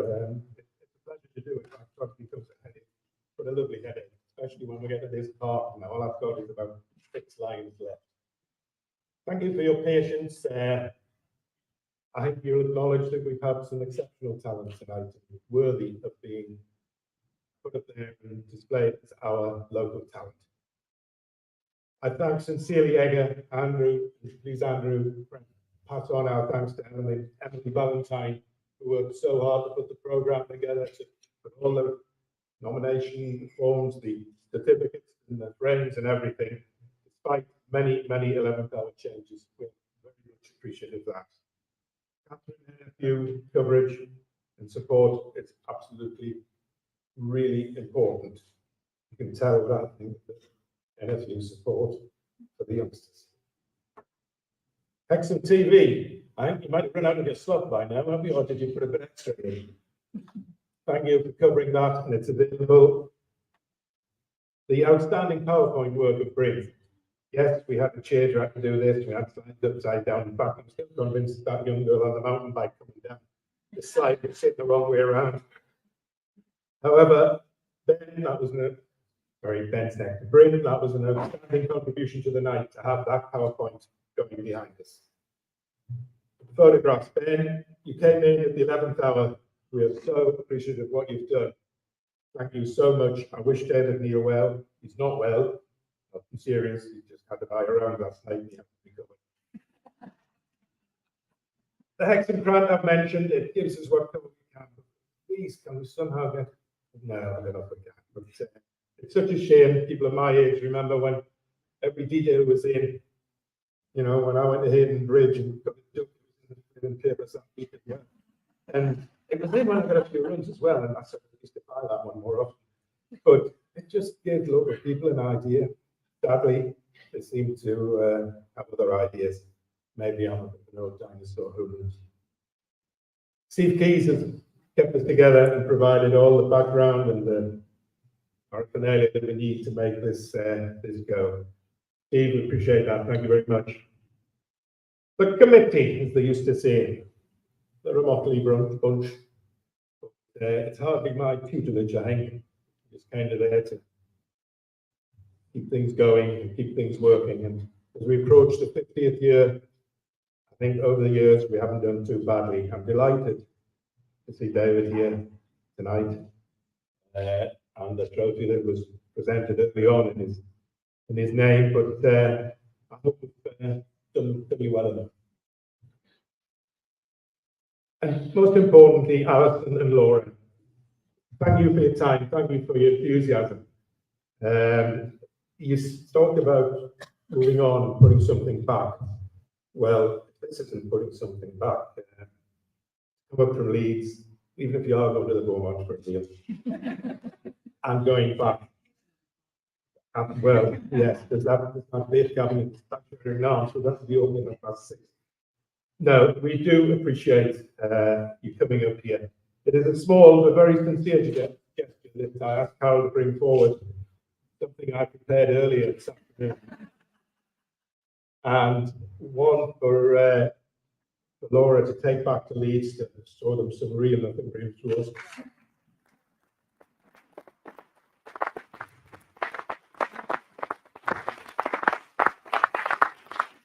And also one for Alison. And there's another one left. And come on, Special K, you hide behind the scenes, you sit there, you put everything together, and I know you would have preferred a bar of chocolate, but I got the flowers at discounts. So there we are.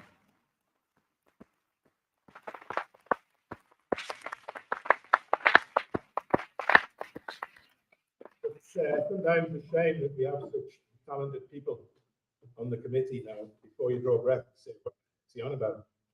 Because to a degree that restricts them being recognised in this bigger field. Or they might do something like that.